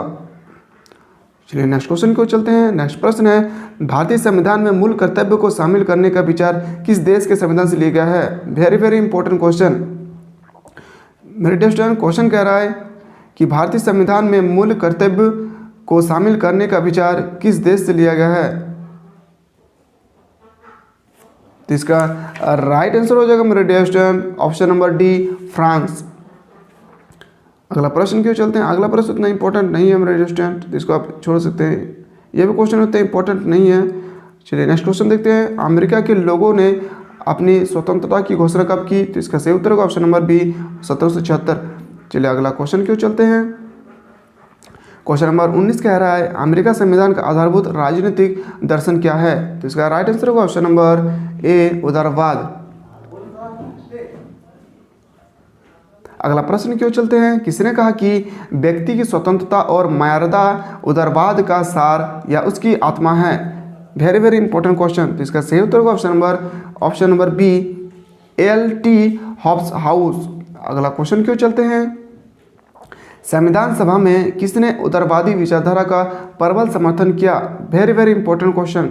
इसका राइट आंसर होगा ऑप्शन नंबर डी, इनमें से सभी। अगला प्रश्न क्यों चलते हैं। अगला प्रश्न है, किस विद्वान ने भारतीय संविधान को समाजवादी दस्तावेज कहा? तो इसका सही उत्तर होगा ऑप्शन नंबर ए ग्रेनविल ऑस्टिन। चलिए नेक्स्ट क्वेश्चन क्यों चलते हैं। नेक्स्ट प्रश्न है भारतीय संविधान का निम्न में से कौन सा गांधीवादी सूत्र है। इसका सही उत्तर होगा ऑप्शन नंबर डी उपयुक्त सभी। पंचायती का गठन, कुटीर उद्योग का विकास, अस्पृश्यता का निषेध। चलिए आज का देखते हैं लास्ट प्रश्न है। उसके बाद मेरे डियर स्टूडेंट हम लोग सेक्शन ए से पॉलिटिकल में चैप्टर 1 से चैप्टर 10 को देखें। इसके बाद हम लोग कोई दूसरा सब्जेक्ट के बारे में डिस्कस करेंगे। दूसरा सब्जेक्ट के बारे में कहा जाए तो हम लोग इंग्लिश के बारे में डिस्कस करेंगे, या तो हो सके हम लोग हिंदी के बारे में डिस्कस करेंगे। तो मेरे डियर स्टूडेंट इस सेक्शन ए आज हम लोग कंप्लीट कर चुके हैं। चलिए आज लास्ट प्रश्न है उसको देखते हैं।